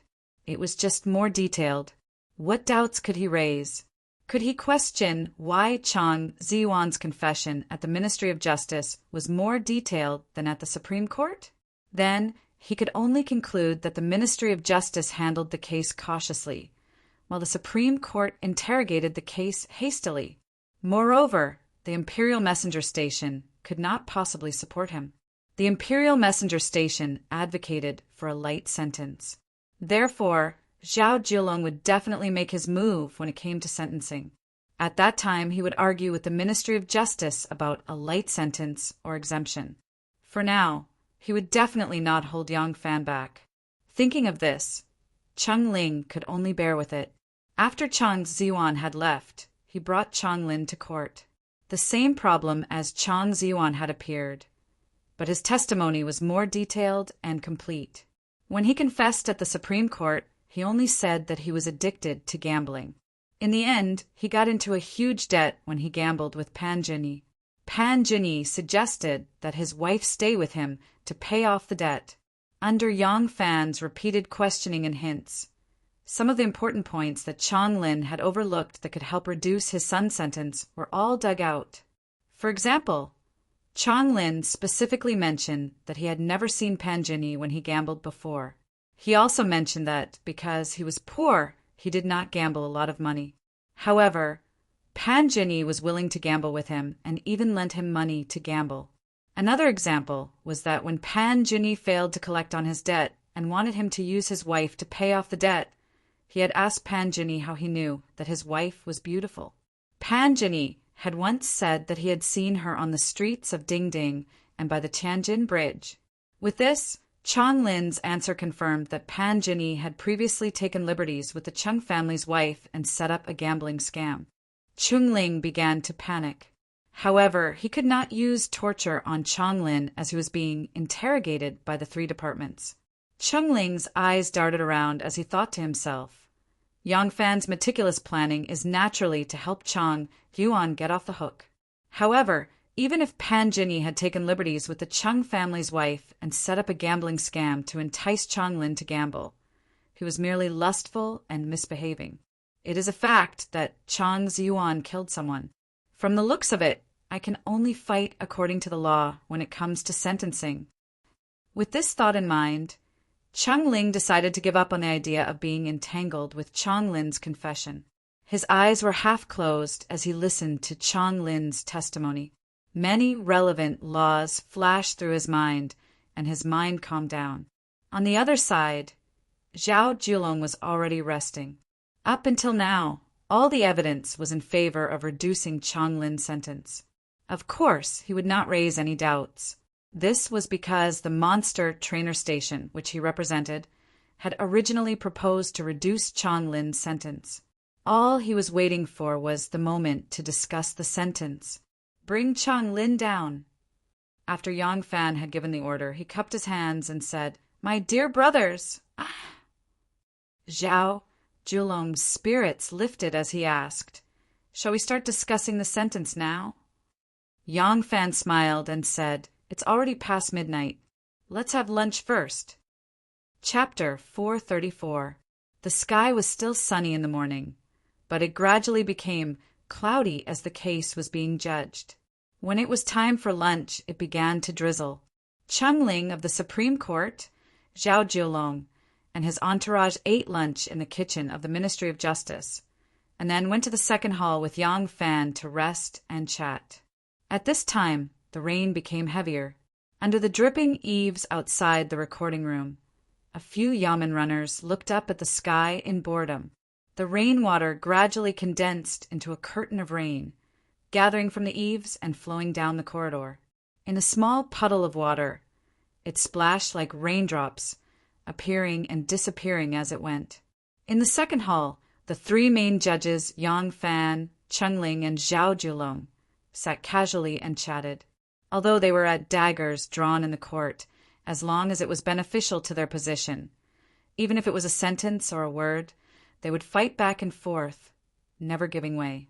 But at this time, they were leisurely and carefree. They talked about a wide range of topics, ranging from the revenue and expenditure of money, to the salaries of the officials in the various prefectures and counties, and even the customs of the local people. As they chatted, Chengling and Zhao Julong talked about some of the major cases that they had handled over the years in charge of justice. Yang Fan naturally couldn't join in on these topics, so he became an attendant who listened attentively. After listening for a while, Yang Fan suddenly commented and then changed the topic to the military affairs of the western regions, His Majesty's plans for a western expedition, and how he had ingeniously planned to ambush the Turks outside the Great Wall, causing the 100,000-strong army of the Turks to give up halfway through. Chengling and Zhao Julong naturally could not join in on these topics, so they also became accompanying guests. So Zhao Julong coughed and changed the topic to poetry, painting, and romance. Under the joint efforts of the three main judges, the so-called poetry, painting, and romance naturally focused on romance. This topic was liked by all men, so the three men started to talk about women, chatting harmoniously. The afternoon bell rang. Chengling smiled, and a solemn look began to appear in her eyes. Yang Longzhong, shall we enter the court? Yang Fan also smiled, but it was a fake smile. The facts of the crime are clear. Next, you and I should discuss the sentencing and come up with a sentence that will convince the emperor, the court, and the people. I suggest that we discuss it in the second hall. What do you think? Chengling and Zhao Julong looked at each other and said in unison, Of course, this is fine. So we don't have to sit properly, we can relax, ha ha ha. The laughter stopped abruptly, and the three suddenly fell silent. The sound of rain seemed to come from outside the hall. Pitter-patter, the bailiffs who were watching the rain from the veranda seemed to sense the strange atmosphere in the hall. They turned their heads and glanced into the hall. They saw Dr. Yang of the Ministry of Justice leaning against a table. In his hand was a shining silver fish talisman. As his 5 fingers moved up and down rhythmically, the fish talisman nimbly jumped and rolled between his fingers. It flashed into his palm and then appeared on the back of his fingers. Chengling of the Supreme Court sat on a couch on the left, leaning against a round cushion. He lifted his robe and crossed his legs. Imperial Messenger Zhao Julong, who was on the right, did the same almost at the same time. Below, 2 yamen runners carried a table and quietly put it down. After placing the 4 treasures of the study, an official sat behind the table. The hall was like a silent film, with only movement and no sound. When all the movement stopped, Yang Fan flipped his palm and the silver fish talisman jumped from his fingertips to his palm. He put the fish talisman back into the silver fish pouch and sat up straight. He said to Chengling and Zhao Julong, Officer Cheng, Imperial Messenger Zhao, which one of you will speak first? Chengling and Zhao Julong exchanged pleasantries, and then let Chengling, the official from the Supreme Court, make the closing statement. Chengling coughed and said, Pan Jini came to collect a debt, and Chonglin was unable to repay it. Both sides quarreled and a fight ensued. During the fight, Chang Ziwan helped his father to kill Pan Jini. The facts are clear, and the person involved has confessed. According to the laws of the Zhou dynasty, if a father is beaten and the son tries to save him, causing him to be disabled, the crime of fighting will be reduced by 3 levels. If the victim dies, he will be executed according to the law. Therefore, I believe that Chang Ziwan should be sentenced to death. Zhao Jiulong glanced at Yang Fan. Seeing that Yang Fan was sitting still, he knew that Yang Fan was waiting for him to speak. If he were to speak, he would definitely refute the Supreme Court and suggest a reduction of the sentence. Although it was still a step away from Yang Fan's acquittal, there were still similarities between the two. It would be equivalent to helping Yang Fan. But since Yang Fan was not speaking, he could only speak. In his opinion, a reduction of the sentence was morally acceptable. As for acquittal, it was too lenient.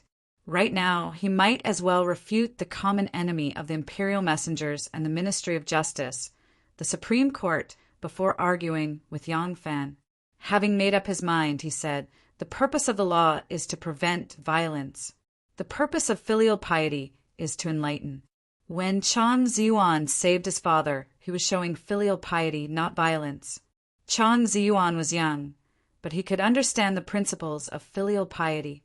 Isn't this due to the efforts of the imperial court? The royal system states that the principles of the 5 punishments must be based on the relationship between father and son. The spring and autumn annals means to convict from the heart.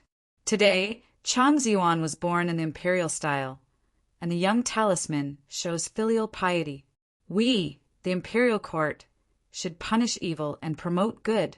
Although Chang Ziyuan deserves to die for killing, he is still a child and understands the relationship between father and son. If we sentence him to pay with his life, I'm afraid it will go against the imperial court's principles of filial piety. Therefore, I believe that his punishment should be reduced by 1 level. This way, we can both uphold filial piety and punish the lawless. It's the best of both worlds. At the side, the scribe was writing furiously, writing down the basis of the official's punishments. Cheng Ling retorted, "Chang Lin owed a debt first, so it was not righteous. Pan Jinyi demanded a debt, but Chang Lin refused." Another argument ensued, but it was just an ordinary fight. Chang Lin's son assisted his father in committing a crime. If we use filial piety as a cover and reduce his punishment, then wouldn't the son of anyone who commits a crime be assisting his father in committing crime? Zhao Jilong raised an eyebrow and said, "Minister Cheng keeps saying that Chang Lin owed a debt first, so it was not righteous. Have you forgotten that on the night of Chinese Valentine's Day, Pan Jinyi was lustful and deliberately set up a bet to lure Chang Lin? If we're talking about unrighteousness, then Pan Jinyi was unrighteous in the first place. How can he blame Chang Lin alone?" A hint of a smile flitted across Yang Fan's lips. He knew that when the two of them argued, they would definitely talk about who was at fault first. The Imperial Messenger Station had set a trap for him. As long as he sympathized with the Chang family and wanted to reduce the punishment of the Chang father and son, he could only be used by the Imperial Messenger Station. Now he was 1 step more radical than the Imperial Messenger Station, and the Imperial Messenger Station had set this trap for themselves. As long as they persisted with their own opinions, they would inevitably stand with Yang Fan on this point. The rain outside the hall continued to fall, and it was getting heavier. In the hall, the debate between Cheng Ling, who represented the Supreme Court, and Zhao Jiulong, who represented the Imperial Messenger Station, became more and more intense. The two of them stated all the reasons they could think of, and in the end, there was nothing new to say. They could only repeat the same old arguments over and over again. At this time, Yang Fan, who had been sitting quietly all this time, suddenly interrupted. "I think that the Imperial Messenger Station's words are reasonable. The law is broken by emotion. Pan Jinyi was tempted by lust and conspired against the law. Pan Jinyi cannot absolve himself from the blame for the death of the wife of the Chung family. After that, he set up a gambling scam and deceived others. Such evil deeds are abhorred by the gods and abhorred by the ghosts. He naturally deserves to die." Zhao Jilong said, "In that case, does Yang Longzhong agree with the Imperial Messenger Station's opinion?" Yang Fan immediately shook his head. "I agree with the Imperial Messenger Station's view that Pan Jinyi was unrighteous in the first place, and that he deserves to die. However, in terms of punishment, my view is different from the Imperial Messenger Station's." He looked at Cheng Ling and Zhao Julong and said in a clear voice, "The law is nothing more than reason. Emotion and the law are both heavy and heavy. Which is light and which is heavy? When is it light and when is it heavy? When is it not because of the strict enforcement of the law that ethics and morals are violated? When is it not because of the emphasis on ethics and morals that the country's criminal laws are ignored?" He looked to his left and right and said, "This is the responsibility of us judges. Depending on the situation, the law may be based on emotion, or emotion will yield to the law, or emotion and the law will both take a step back in order to achieve harmony." Zhao Jilong immediately interrupted. "This is exactly what the Imperial Messenger Station is thinking in recommending a lighter sentence." Yang Fan immediately responded, "I, Yang Fan, agree that the Imperial Messenger Station can consider a lighter sentence based on this point. However, I have my own reasons for insisting that Chang Ziyuan should be acquitted." He slowly stood up and said, "The law of the Imperial Court has always been about righteousness. Therefore, when there is a conflict between an elder and a junior, such as scolding, beating, injuring, or killing, the junior has to bear more responsibility. If parents beat and kill their children, the children cannot report it to their parents. If parents kill someone, the children cannot report it either. But if the mother kills the father, what will happen according to the law of the Imperial Court? Both of you are familiar with the law, so you should know that at that time, regardless of whether it is the legal mother, the stepmother, or the loving mother, as the children, they will no longer be bound by the prohibition that the children cannot report their grandparents or parents. They will also no longer have to fulfill the duties of a senior, and can and must report it to the authorities. The father is also a senior and the mother is also a senior. So why is this so? Because they are both relatives. The father is more important than the mother. Therefore, in filial piety, there is a consideration of seniority. The relatives of the father are more important than the relatives of the mother. Therefore, if the mother kills the father, it should be reported to the authorities. Cheng Siji, Imperial Messenger Zhao, am I right?" Cheng Ling and Zhao Julong hesitated for a while, then reluctantly nodded their heads. This was the law of the Imperial Court, and they could not refute it. Yang Fan continued, "The law of the Zhou dynasty states that if the grandparents or parents are beaten, the children should immediately attack the other party. If the other party is injured, the punishment will be reduced by one class compared to a normal assault. I would like to ask the two of you, if someone beats up their own parents, the authorities can naturally punish them. Can't they just report it to the authorities? Why does the law state that the children should immediately attack and save their elders?" Zhao Jilong said, "This is because the children have the duty of filial piety to their elders, seeing their elders being beaten up, but not doing anything to save them and only waiting for the matter to be reported to the authorities. Where is the filial piety of children? If filial piety is abandoned because of the protection of the authorities, is the purpose of the law to corrupt morality?" But Zhao Julong frowned and said, "But what does this have to do with our discussion? Saving one's father is something that we, the Imperial Messenger Station, believe is natural. However, although saving one's father is out of filial piety, it does not mean that one must kill to save one's father. Killing is illegal, but saving one's father is filial piety. Therefore, the Imperial Messenger Station has taken a compromise and suggested reducing the sentence. What's wrong with that?" At this point, the two of them had unknowingly thrown the matter of the Court of Judicial Review to one side. Originally, it was a matter of capital punishment, reduction of sentence, and innocence. Under Yang Fan's clever guidance, the matter of capital punishment was thrown to one side, and it became a matter of commutation and innocence. Chapter 435.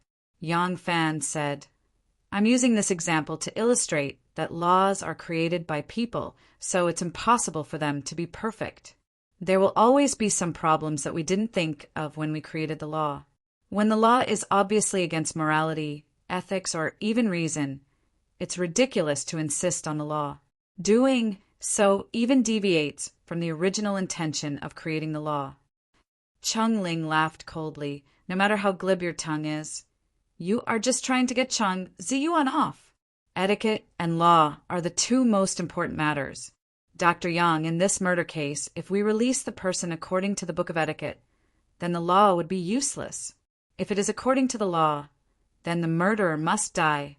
Etiquette and law are both the ways of the king. How will you choose? Hearing this, Zhao Julong hurriedly promoted his own theory and continued. That's why I said Chang Ziyuan not saving his father is against filial piety. Killing to save his father is too extreme. If it is not punished, there will be people who will break the law in the future. I, the imperial censor, advocate a light sentence which shows filial piety and prevents people from breaking the law. Yang Fan said, Imperial censor Zhao is wrong, and Cheng Siji is even more wrong. Why do I say that? Because above the law and etiquette, there is a balance of righteousness and small righteousness. For example, the law of the Zhou dynasty states that if someone commits a crime and you do not report it, then you are guilty. But if the criminal is your grandparents or parents, then you are guilty if you report it. This is because it involves filial piety. If you see an outsider commit a crime, you are guilty if you do not report it. If you see your grandparents or parents commit a crime, you will be sentenced to death by hanging if you report it. However, if your parents or grandparents commit a major crime, the rules change. If you report it, you are not guilty, but if you do not report it, you are guilty. Why is that? Yang Fan glanced at them and said aggressively, Why is it that when both grandparents and parents commit a crime, the former accuses you because you are unfilial? The latter does not accuse you because you are guilty? Because this is treason. Treason, the victims are thousands of families, so your family's filial piety must obey the public welfare of the world. It can be seen that when there is a conflict between the law and ethics, it usually has to accommodate ethics. But this scope is limited to the law and moral ethics of one family and one surname. If the criminal's crime is harmful to the whole world, such as treason, then the law must be placed above filial piety. Even if it is his children, they must also accuse him. To sum up, be it Dharma or Tao, it all depended on one's mind to use it. It all depended on how effective it was to the people of the world. Chang Ziyuan was so eager to save his father that he accidentally killed Pan Jinyi. He did it out of filial piety, and the only person he harmed was Pan Jinyi. What did the victim do? Pan Jinyi was tempted by her beauty and set up a bet to force Qing Shi to her death.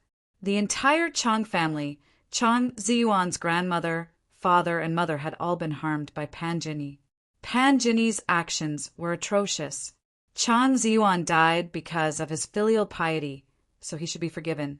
In this way, not only will Chang Ziyuan's filial piety be displayed, but it will also safeguard the justice of the world. Cheng Ling said, If that's the case, then the old woman of the Chang family can be pardoned for killing her daughter-in-law. Isn't this filial piety? Yang Fan said with a straight face, This is not filial piety. Compared to this old woman, Lady Cheng was young and strong, but when this old woman beat her to death, did she retaliate? She had already fulfilled her filial piety. After Lady Cheng was beaten to death, did her husband and son make a complaint?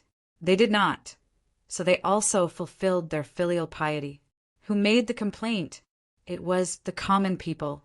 The old woman of the Chang family was unruly and cold.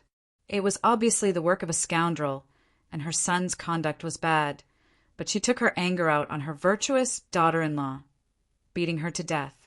This aroused public anger, and the common people reported it to Basho and Marquis Wu. Then Basho and Marquis Wu reported it to Luoyang Prefecture. This is righteousness, the righteousness of the world. At this point, Yang Fan used his Dantian Qi and sent the last sentence of his closing argument far away. Even the Yamen officials scattered in the corridor could hear it clearly. If law cannot encourage moral behavior, then it is not good law. If the rule of law cannot encourage moral behavior, then it is not good governance. Based on this official believes that Chang Ziyuan is not guilty. Cheng Ling said in a low voice, "The Supreme Court objects." Zhao Jilong also said, "The Imperial Messenger platform objects." Then there is no other way. Yang Fan spread his hands and assumed the posture of a ruffian soldier. He said, "Since the three departments of justice each have their own opinions, it looks like there is no conclusion to this joint hearing between the three departments. Then make a memorial and present it to the Hall of Governmental Affairs. Let the Prime Ministers decide." Crack, crack, crack! A clap of autumn thunder rang out in the sky, adding a soul-stirring annotation to Yang Fan's words. Sigh. Prime Minister Su Weiwei held a brush in his hand and drew circles in the air for a long time. Finally, he could not write, so he put down the brush and switched to his other hand to support his cheek. He continued to sigh. Sigh. The eunuch beside him smiled and said, "Master Su, why do you keep sighing? Do you have a toothache? Do you want me to invite someone from the Imperial Academy of Medicine to treat you?" This ancestor of Su Dongpa's had a good temper.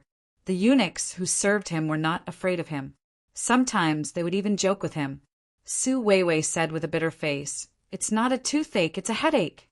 The 3 Law Division's lawsuit has been pushed to me, old Su. What should I do? What should I do?" Among the prime ministers, Su Weiwei was mainly in charge of judicial matters. Thus, the joint hearing between the 3 departments of justice had not come to a conclusion, and the case had been sent to him. Yang Fan, Cheng Ling, and Zhao Jilong all insisted on their own opinions. One was acquitted, one was sentenced to death, and one was sentenced to a reduced sentence. This great scholar, one of the Friends of Literature, was extremely worried. The eunuch asked curiously, "Master is a person of great knowledge. Can't you solve such a case?" Su Weiwei shook his head and said, "It's easy for you to say. In this case there are laws, etiquette, justice, morality, and the ways of the world. Even a living God would not be able to understand the disputes between factions." The eunuch leaned against the table and held his chin with both hands. He asked curiously, "Then, who do you think has the best opinion among the 3 departments of justice?" This question was very ambiguous. Grand Chancellor Su frowned and muttered to himself for a while. He thought to himself, "According to the Supreme Court, if Chang Ziyuan is sentenced to death, then we will offend the Imperial Messenger Station and the Ministry of Justice." Liang Wangu is standing behind Yang Fan. Thinking twice, it is not appropriate. Moreover, this matter has caused the people to be angry. Pan Jinyi is seeking death. How can Chang Ziyuan pay with his life? According to the Ministry of Justice, if Chang Ziyuan is acquitted, it will offend the Supreme Court and the Imperial Messenger Station. Behind them stands King Wu of Wei. This is not appropriate. What about the Imperial Messenger Station's suggestion to reduce the sentence? The Ministry of Justice and the Supreme Court are not satisfied. Moreover, Prime Minister Li has already instructed us not to let the Imperial Messenger Station use this case to make a comeback and regain power. This will prevent cruel officials from running amok again. Therefore, the Imperial Messenger Station's verdict cannot be used. The only choices left are acquitted or the death penalty. However, no matter which choice we make, we will offend people. The eunuch saw that the more he thought about it, the more his face twisted into a bun. He could not help but cover his mouth and laugh. "Master, didn't you often say that one does not need to make a clear decision? If there is a mistake, there will be blame. However, it is better to be ambiguous and hold on to both sides. Then we can just smooth things over." Su Weiwei frowned and said, I can't. This matter was pushed to me because the 3 law departments are not clear about it. If I am ambiguous, where else can I push it to? Can I push it to the emperor?" As soon as he said this, Su Weiwei suddenly froze, as if he had been hit by a body-freezing spell. The eunuch saw that his eyes were blank and his face was expressionless, as if he had been possessed. He could not help but feel afraid and quickly waved his hand in front of his face. He asked nervously, "Master?" Su Weiwei's eyes moved, and suddenly he was full of smiles. He took out a box from under the table and gave it to the eunuch with a smile. "Ha! You are very good. Come, have some snacks." The eunuch stuttered, "Master Su, what's wrong?" Su Weiwei kindly patted his head and said, "Master's fine. Eat some snacks. Master will go out for a while." After saying this, Su Weiwei put the transcript of the 3 Law Department statements into his sleeve and excitedly walked out. In Wuqing Hall, Wu Zetian finished reading the transcript of the 3 Law Department statements. She said to Su Weiwei, "Does the Prime Minister want me to make a decision?" Su Weiwei said in a deep voice, "Of course not." This man could preach the ambiguity theory in front of his colleagues and subordinates, but in front of the emperor, he would never show that he did not have his own opinion. Wu Zetian was puzzled. "So, Prime Minister Su, what do you mean?" Su Weiwei cupped his hands and said, "Your Majesty, I think that the imperial envoy's compromise is not advisable in this case. Your Majesty has always been enlightened and clear about the country's laws. Guilty is guilty, innocent is innocent. How can we punish each side 50 times and ambiguously try to smooth things over?" Su Weiwei, who had always believed in ambiguity, unexpectedly, Shanghai Wana listened to Su Weiwei's righteous words. Even though she was nervously looking forward to the result to know if it would be beneficial to her Langjun, she could not help but want to laugh. The corners of her mouth curled up, but she quickly closed it. Wu Zetian nodded and said, "Yes, the compromise is not advisable. So, Prime Minister Su, do you think that Chang Ziyuan is guilty or innocent?" Hiss! Su Weiwei took a deep breath and frowned as if he had a toothache. "Your Majesty, this is the problem." Wu Zetian could not help but twitch the corner of her mouth. Su Weiwei frowned and said with great difficulty, "If this case is judged innocent, I'm afraid that the world will follow suit and there will be more murder cases. The law cannot be unjustly applied. If he is sentenced to death, the people's hearts cannot be deceived and the will of the people cannot be disobeyed. Moreover, Pan Jinyi has his own way of seeking death." Wu Zetian said helplessly, "So, do you think that he should be judged innocent or sentenced to death?" Su Weiwei said in a powerful voice, "In my opinion, he should be judged guilty." But Wu Zetian's eyebrows, which had just been raised in admiration, quickly drooped down. She asked, "But what?" Su Weiwei stood up and lifted his robe. He bowed deeply and said in a sonorous voice, "Pan Jinyi conspired against someone else's wife and set up a trap. Hateful! Chang Ziyuan saved his father and killed someone. Now he is in prison. How pitiful! I beg your Majesty to give me a special pardon so that Chang Ziyuan and all the filial sons in the world can bask in your Majesty's great kindness." After a while, Wu Zetian looked at Su Weiwei's receding figure and smiled bitterly. "This Su Molang," Xingguanwan mischievously said, "he's a crafty old fox." Chapter 436. This was supposed to be a contest between 2 officials of the Ministry of Justice, but because of an accident it turned into a battle between the 3 law divisions, a battle between King Wei and King Liang. In the end, thanks to Su Wei's sudden inspiration, the matter was resolved in a disguised form of compromise. Chang Ziyuan was guilty, but his filial piety moved the world. So Her Majesty the Empress issued a special decree for him to be pardoned. In the eyes of the world, a murder case was still a murder case. It was just that the Emperor was benevolent, granting him a special pardon, so it couldn't be used as a model. However, for those in the bureaucracy, especially those from the 3 law divisions, victory and defeat had already been decided. Why was it that the Emperor didn't use his special pardon power for other cases, but this one just had to be heard by the heavens? Wasn't the meaning behind this clear? In this contest between the 3 law divisions, it was easy to imagine who was the true victor. The Imperial Envoy Station and Supreme Court weren't willing to accept their defeat. Supreme Court clenched their teeth, preparing to find Yang Fan's weak points and get revenge. Meanwhile, the Imperial Envoy Station lost this chance to make a name for themselves, so they turned to the deceased Pan Jinni's father, that Ministry of Appointments Vice Councillor Panzuin, attacking him for not teaching his son properly, for having improper conduct, for accepting bribes. Either way, the Imperial Envoy Station didn't need evidence. Pails of dirty water immediately splashed all over Vice Councillor Pan. The Imperial Envoy Station's craziness couldn't be helped.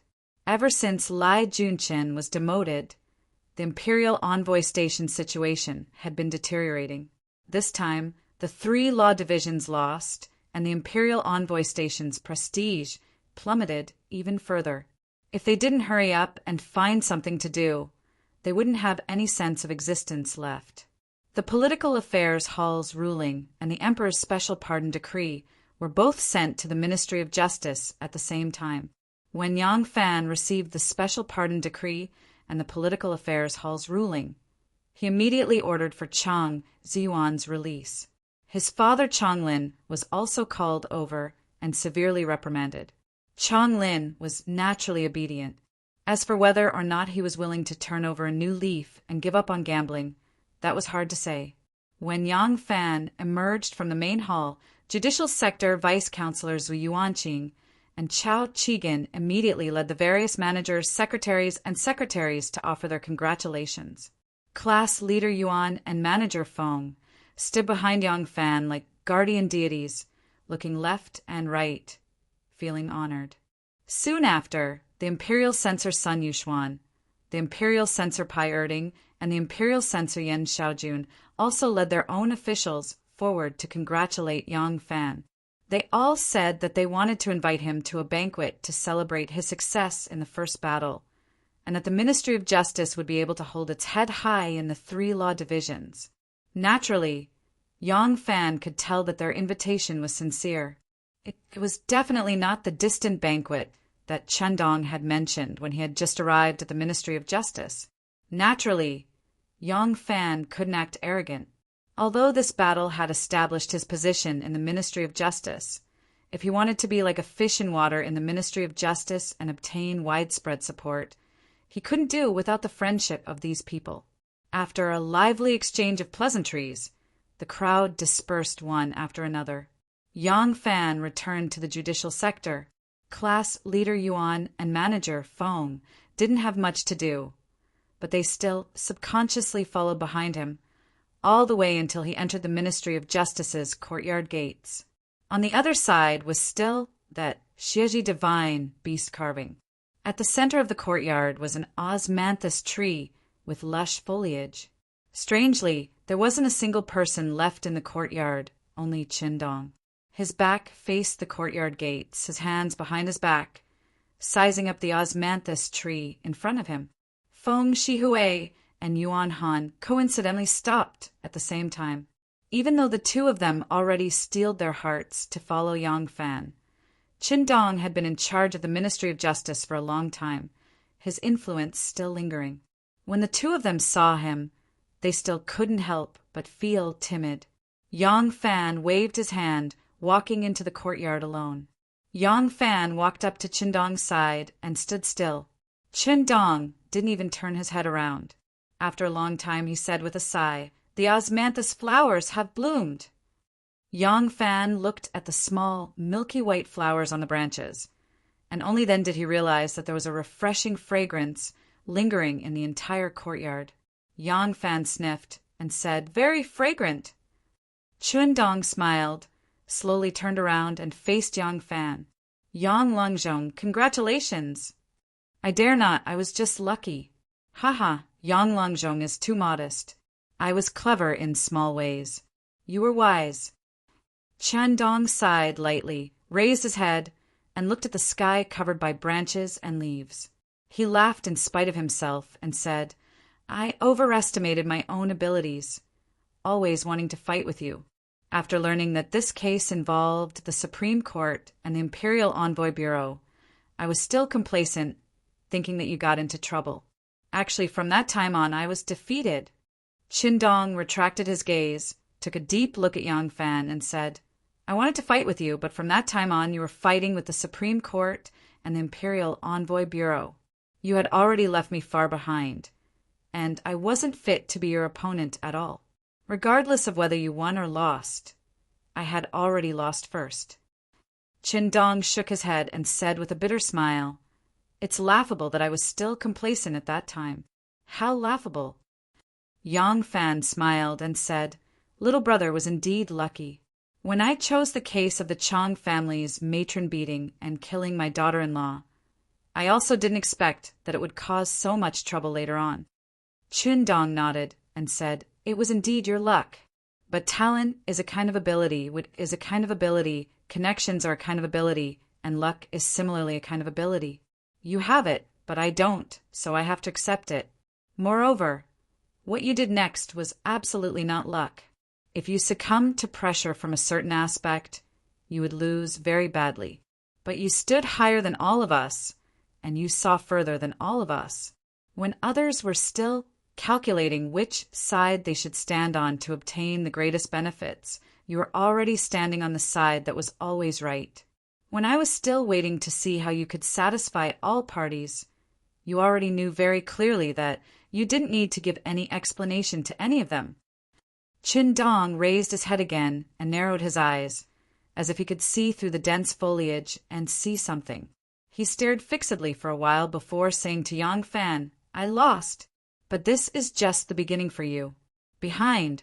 Yang Fan nodded and said, I understand. I'm only standing firm now, merely standing firm. Some words could not be said too clearly, just like some things could not be discussed on the table. The two of them were both smart people, and they would stop when they went too far. Qin Dong smiled, and suddenly said again, I haven't returned to Rougeau for many years. There's also an osmanthus tree in the Rougeau prefectural office. I wonder if it has bloomed yet. Yang Fan frowned and asked, Dr. Qin, are you preparing to leave the Ministry of Justice? Qin Dong also frowned and said, If I leave now, there will still be people sending me off, and there will be people who miss me. When you completely grasp the entire Ministry of Justice in your hands, and then kick me away, I will really become a stray dog. Yang Langzhong is not willing to let me leave in a more dignified manner? Yang Fan said, Why do you have to leave? Is there an irreconcilable enmity between us? No matter what, you're also my senior. Shouldn't you look after and guide this junior more?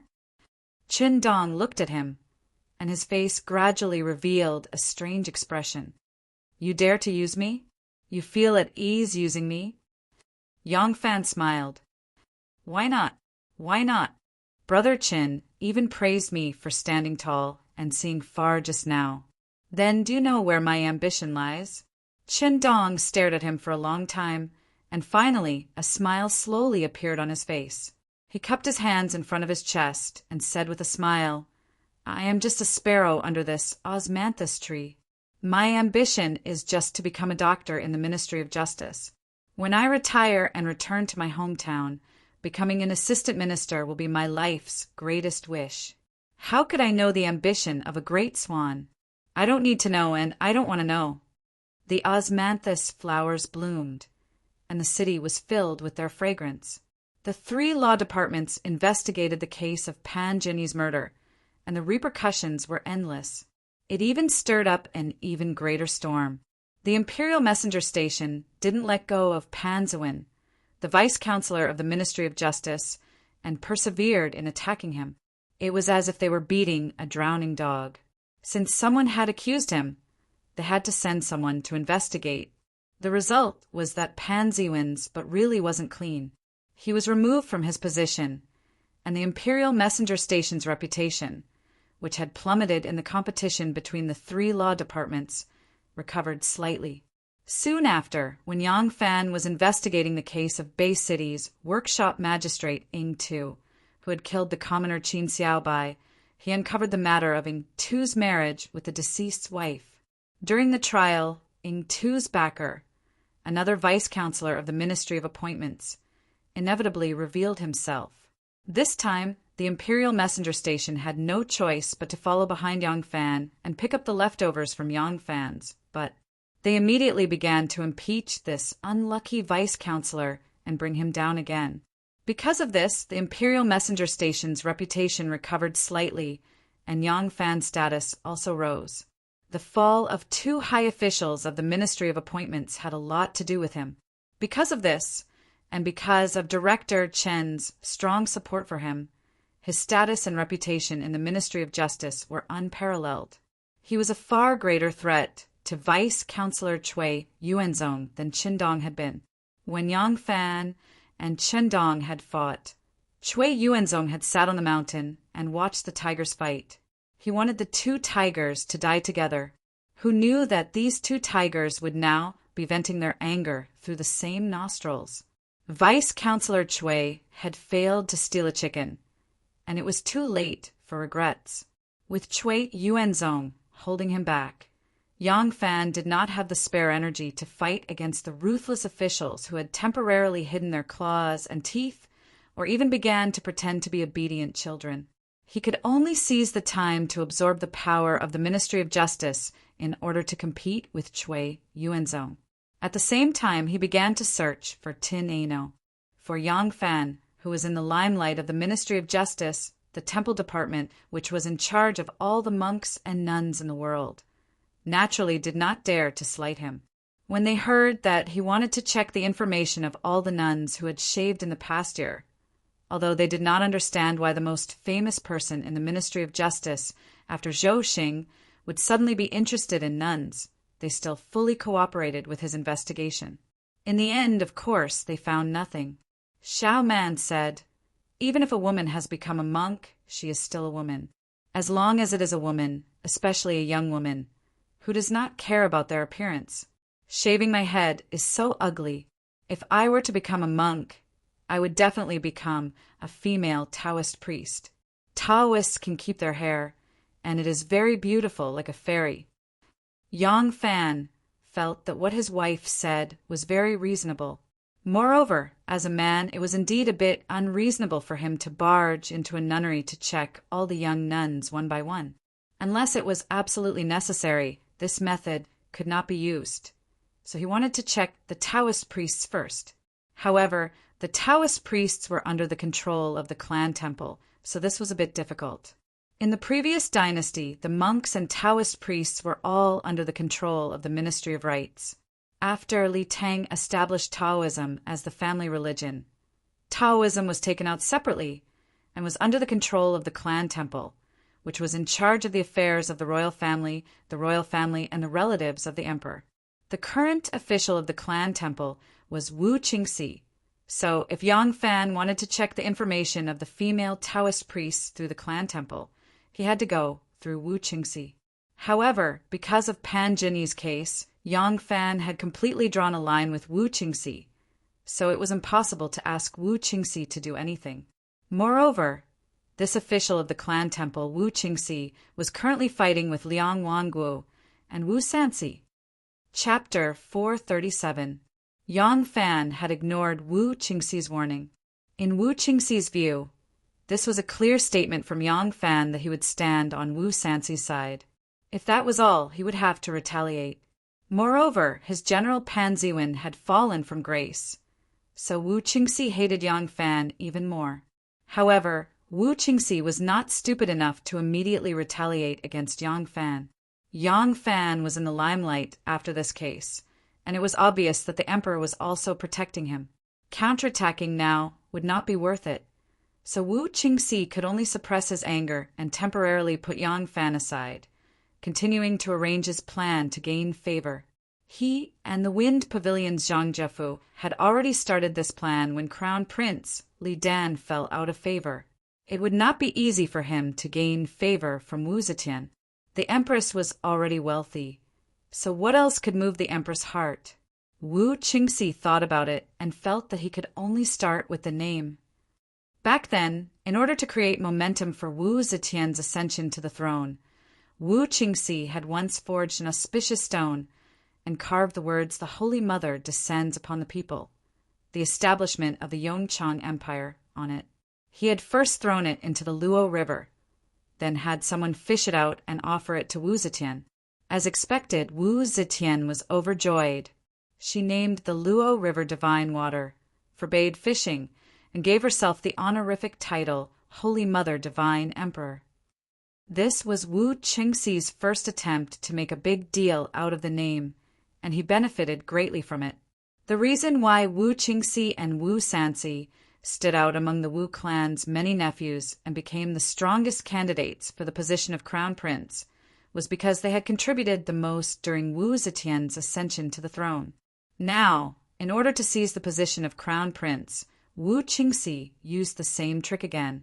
In the season when the osmanthus flowers were in full bloom and the city was filled with their fragrance, he held petitions signed by 5,000 citizens of Luoyang and respectfully asked the emperor to give him the honorific title Golden Wheel. Since Wu Zetian ascended the throne, she had changed from Holy Mother Divine Emperor to Divine Emperor. Now Wu Qingxi was asking the emperor to add Golden Wheel in front of the words Divine Emperor. Wu Zetian gladly accepted it and gave herself an honorific title, becoming Golden Wheel Divine Emperor. Seeing this, Wu Sanxi did not dare to be negligent. After the crown prince had fallen out of favor with the crown prince, his strategy was to solidify the crown prince's favor. He had been preparing for this all along.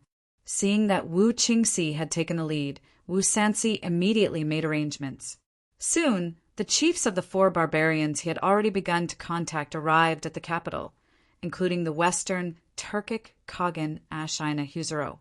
Wu Sanxi led the chiefs of the 4 barbarians to meet the emperor with great fanfare, asking the emperor to allow them to build a giant pillar made of copper and iron outside the Duanmen Gate, called the Tianshu, to praise the empress's great achievements. Wu Zetian had always been fond of grandiose achievements, so she naturally agreed and handed this matter over to Wu Sanxi. When Wu Qingxi saw that Wu Sanxi had reaped even more benefits than him, he was not willing to let the matter rest. He immediately gathered the several thousand people of Luoyang and once more went to the gate of heaven to petition the emperor to add the 2 words Yu Gu to the honorific title of Golden Wheel Divine Emperor, becoming Yu Gu Golden Wheel Divine Emperor. When it came to honorific titles, the more the better. Wu Zetian's dragon face was filled with joy, and she readily accepted the advice. Seeing this, Wu Sanxi hurriedly discussed it with his 5 dogs, and once more petitioned the emperor to allow them to build the 3-Yang Palace on Mount Song and the Xingtai Palace on Mount Longevity for the empress to use when she was touring. Wu Zetian nodded in agreement and handed these 2 projects over to Wu Sanxi. The struggle for power between Yang Fan and Qindong in the Ministry of Justice was limited to the open and veiled struggle between the 2 of them. If the 3 law divisions wanted to compete, they were merely making use of the cases to make a fuss. The battle between Wu Qingxi and Wu Sanxi was different. With a wave of one's hand, the honorific title of the emperor changed, and with a stomp of the foot, a grand building rose from the ground. That was a great mystical ability.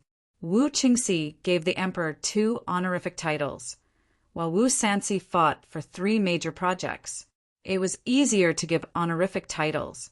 The emperor only needed to hold a ceremony and give himself an honorific title, but it was not the same for the huge pillar and palace. It was a huge project that would take a long time and cost a lot. Wu Zetian had always liked the feeling of grandeur when it came to buildings. She built Ming Tang, Heaven, and Lushna Buddha. All of them reflected this kind of preference of hers. Wu Sanxi wanted to build a huge pillar and palace, so he naturally had to cater to this kind of preference of Wu Zetian. According to his design, this bronze pillar named Dubhe would have a diameter of 10 feet and a height of 105 feet. It would be engraved with a coiling dragon and a qilin. Then he would engrave an essay that praised the empress' merits and virtues on it, and also engrave the names of the civil and military officials, as well as the monarchs of the 4 countries. The amount of copper and iron consumed by such a copper pillar was simply too great. Wu Sanxi used both hard and soft tactics from the chiefs of the 4 barbarians and the barbarian merchants to get donations in the hundreds of millions. However, this much money was not enough to buy enough copper and iron. Furthermore, the output of copper and iron was not enough. Wu Sanci had no choice but to forcefully plunder from the people, requisitioning the farmers' farm tools and utensils for free. This caused many of the commoners to have no other copper and iron utensils other than an iron pot.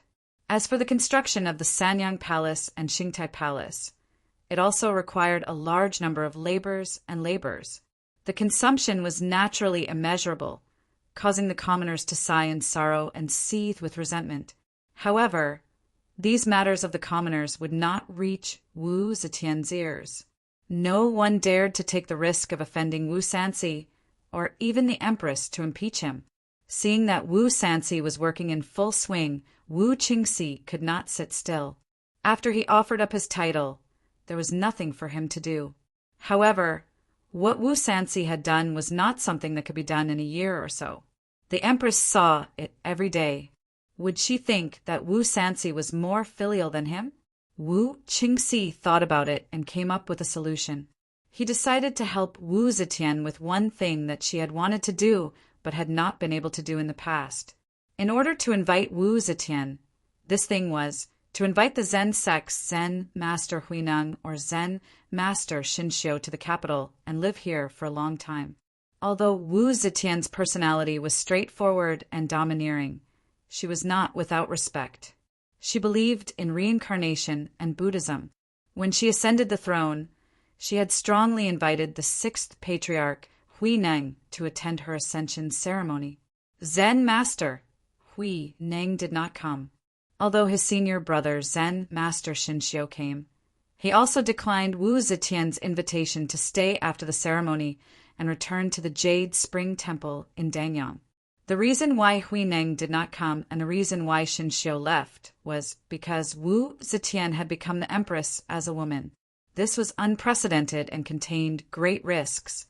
Although Wu Zetian believed in Buddhism, this was an excellent opportunity to promote Buddhism, which had been suppressed by Taoism since Li Tang's time.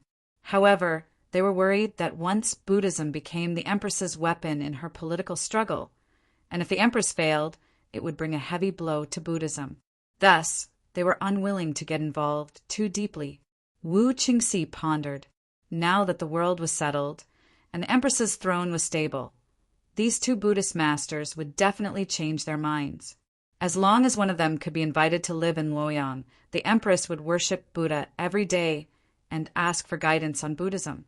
Naturally, she would not forget that this was his credit, so he immediately started to make preparations. Wu Qingxi and Wu Sanci, these two nephews, fought to be the first to flatter his aunt. Even Feng Shihui, who was the best of flattery in the Ministry of Justice, couldn't catch up to them. In order to win the crown prince, Wu Qingxi was extremely concerned about the empress's spiritual life. He made a big fuss about fame and faith. Wu Sanci built Tianqiu to sing the empress's praises, but he built Sanyang Palace and Qingtai Palace to let the empress have a comfortable and enjoyable old age. In order to prevent them from winning the crown prince, Princess Taiping also made painstaking efforts. Of the two nephews of Wu Zetian, one offered his fame and the other offered his house.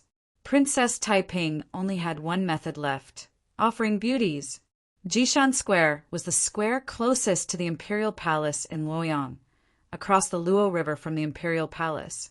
Not only was it close to the Luo River with beautiful scenery, but it was also close to the inner court of the imperial palace, so it was the best choice of residence for the rich and officials in Luoyang. On the day of Chinese Valentine's Day, Princess Taiping and Yang Fan saw the three cruel gourmets on Dingding Street, who were more beautiful than women, lived in Jishan Square.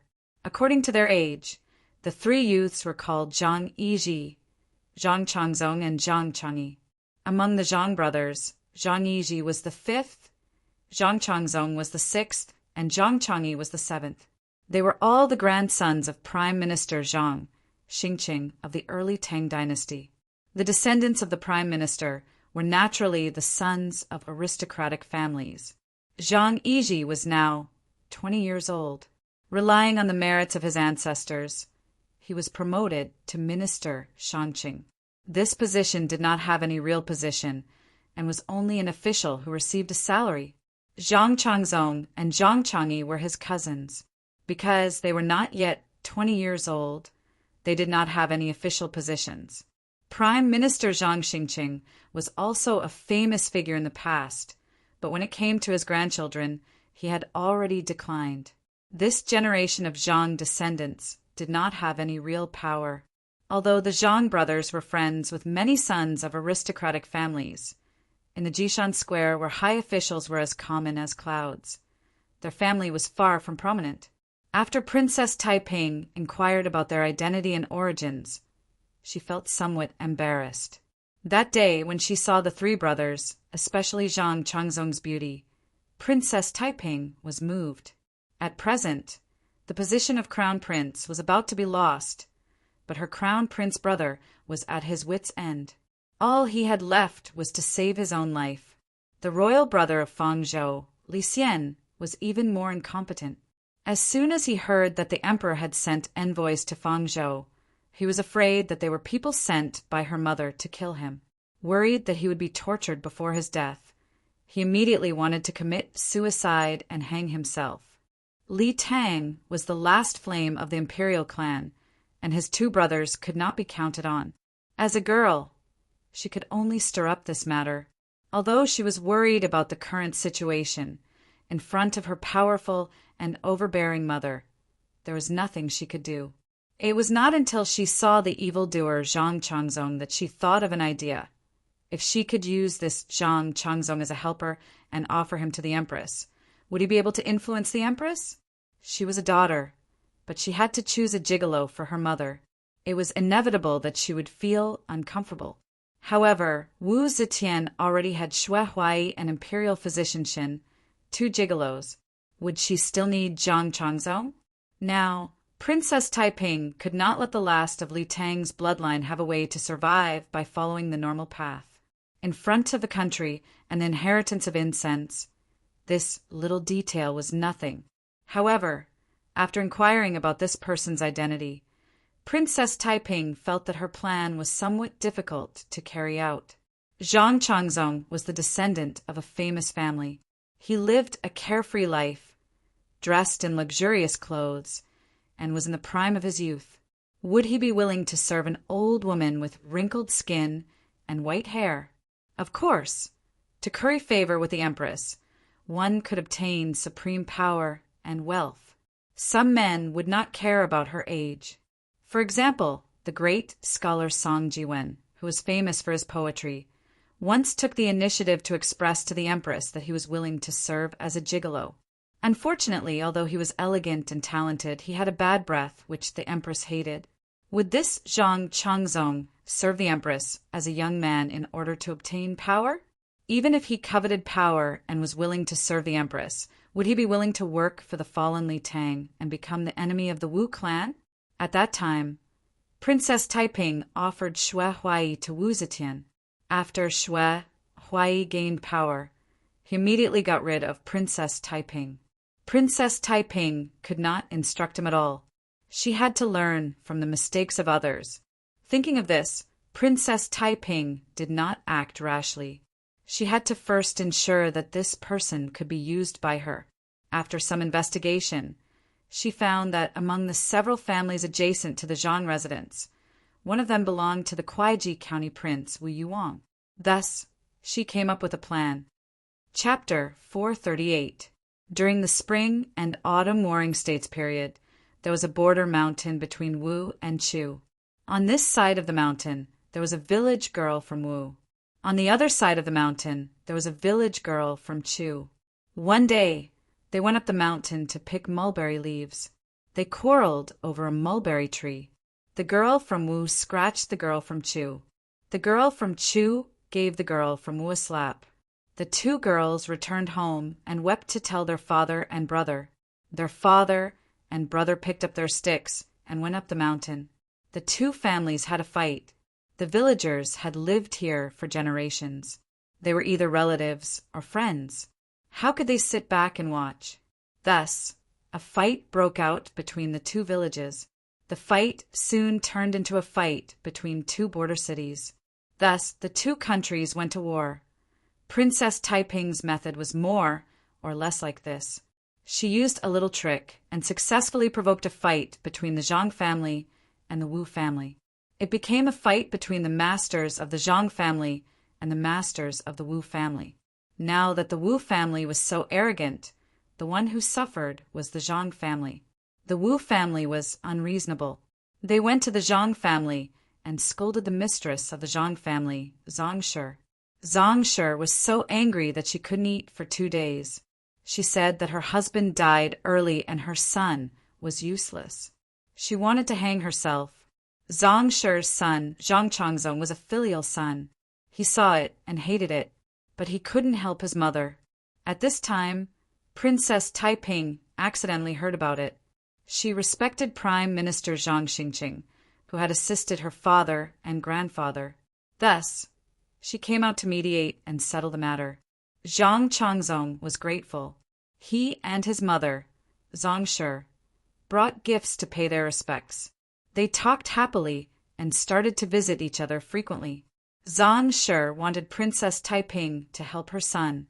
She often brought her son to the princess's mansion. One day, Princess Taiping wanted to go to the palace to play kuju. She heard that Zhang Changzong also knew kuju, so she invited him to the palace. As a son of an aristocratic family, Zhang Changzong had never encountered any difficulties since he was a child. Only this time, when he fought with the Wu family, he began to realize that it was not enough to protect his family with the protection of his ancestors. Because of this sense of crisis, he took the initiative to curry favor with Princess Taiping. Naturally, he agreed to her invitation. Therefore, he followed Princess Taiping into the palace. After entering the palace, Princess Taiping naturally had a way to let the Mother Empress see him. After that, it was not her business anymore. Wu Zetian was never willing to show her old age in front of the court officials, and she was never willing to show that she was not a respectable elder in front of her children. Princess Taiping naturally knew how to protect Wu Zetian's dignity as a mother. She just thought of a way to let the Queen Mother see Zhang Changzong, and then went to chat with Shangguan Wanner. In the beginning, the noble princess had wanted to recommend Yang Fan to be Princess Taiping's gigolo. She also wanted to train him in the manners and etiquette he should have in front of noble people, so that Princess Taiping would not despise him. Zhang Changzong, on the other hand, did not need these preparations. He came from a prestigious family and was proficient in poetry, music, chess, calligraphy, and painting. Most of the time, the older the man, the more he liked innocent girls, because they had the youthful energy that moved him the most. To Wu Zetian, who dreamed of staying young forever, it was probably the same. This handsome young man with red lips and white teeth was like a magnet that deeply attracted her the moment she laid eyes on him. Even though Wu Zetian was a little older, even though she was not wrinkled and her well-maintained skin was wrinkled and loose, she had a powerful charm that no other woman in the world had, the supreme power and the supreme status. For Zhang Changzong, who had realized how important power was, the Empress's power and status were the strongest aphrodisiac. Almost without hesitation, he threw himself into the arms of Wu Zetian. When Princess Taiping took the first step to influence the inner palace, Yang Fan, who had just gained a foothold in the Ministry of Justice, was holding a banquet in the Golden Hairpin Drunken. Today he booked the entire Golden Hairpin Drunken and invited Xue Huai and Wu Sansi. He wanted to expand his influence and build his network. These two people would be a great help to him. In the drunken Golden Hairpin, the youthful and beautiful Hu Ji waved their arms and waists to the exotic and cheerful dance music on the stage. Their plump buttocks and slender thighs formed exaggerated curves, and the snow-white skin on their waists was very attractive. Hong 1, Hong 6, and the other monks shouted and looked like they were drooling. Someone slipped off the stage under the pretext of being drunk. When the exotic beauty danced to the edge of the stage, he wanted to sneak an attack on her smooth skin. The beauty giggled and danced away. As long as they didn't go too far, Xue Huai couldn't be bothered with them. He just drank with Yang Fan and Wu Sansi. Wu Sansi was now in charge of the construction of Dubhe, Sanyang Palace, and Xingtai Palace. He was at the peak of his success. With Yang Fan's careful company, he was even more excited to drink. At this moment, a clear shout suddenly sounded in the air. A figure suddenly jumped down from the roof beam. A sword flashed coldly and stabbed straight at Xue Huai's chest. Xue Huai cried out in surprise. His body slanted and slid behind Wu Sansi. The assassin's sword changed direction, and with a whoosh, it stabbed at Wu Sansi's neck. It seemed that these two people were the assassin's targets. Wu Sansi had lived like a prince for a long time, but he wasn't as nimble as Xue Huai. He stood there in a daze. Those monks who were staring at Hu Ji's pink and curved jade buttocks on the stage turned their heads to see. They were all shocked. Seeing this sword wrapped in a cold, murderous aura, in an instant it tore through the void and arrived in front of Wu Sansi. Yang Fan suddenly threw his wine cup backhandedly. Xue flew out to meet the tip of that long sword. The wine flew in a rainbow arc in the air. When the fine porcelain wine cup came into contact with the tip of the sword, it was shaken into powder. It was like a white mist suddenly splashed. The tip of the sword pierced through the white mist and continued to stab at Wu Sansi like a bolt of lightning breaking through the fog. Bang! Yang Fan lifted the short table in front of him. Although the short table was not big, it was still 3 feet square. The cups and plates on the table spilled all over the floor. The table whistled towards the sharp sword, and the faint sound of wind and thunder could be heard. One could see the strength of this throw. Cha! The tip of the sword pierced 3 inches through the table. The sharp sword was first hit by the wine cup and then by the table. It finally lost its invincible aura. The assassin's attack was only slightly hindered. Yang Fan roared and grabbed the table leg in front of Xue Huai, using it as a weapon. At the same time, he shouted, "Catch the assassin!" The assassin's figure stopped and was blocked by Yang Fan. At this moment, everyone could clearly see her appearance. This assassin was wearing a greenish-gray robe. Although she had a face cloth covering her mouth and nose, and a green handkerchief on her head, it was obvious that she was a woman. The female assassin threw off the short table that was pierced through the sword. With a flick of her wrist, 3 dazzling sword flowers appeared. Only the sound of metal clanging could be heard. In that instant, it was unknown how many times she had stabbed. Yang Fan's hands were holding the 2 legs of the short table. He flipped, horizontally lifted, and sank it. It was as if he was holding a large shield, blocking all of the countless stabs. At this moment, Xue Huai's ruffian disciples and Wu Sansi's guards finally reacted. They screamed and grabbed everything that could be used as weapons and surrounded the assassin. Seeing that the situation was not good, the female assassin immediately escaped. Her movements were extremely fast and her martial arts were brilliant. Although the guards and monks had the advantage in numbers, they were unable to surround her, and she successfully escaped. Yang Fan couldn't catch up to her, and he was afraid that there would be other assassins as well. He retreated to Wu Sansi's side and turned around to ask, "Is His Highness all right?" Everything that had happened just now seemed complicated, but it actually happened in an instant. Wu Sansi didn't have any time to react from the moment he was almost killed to the moment the assassin left. Only now did he jump up in shock. When he recalled the might of that sword, his heart began to pound wildly and cold sweat began to drip down his forehead.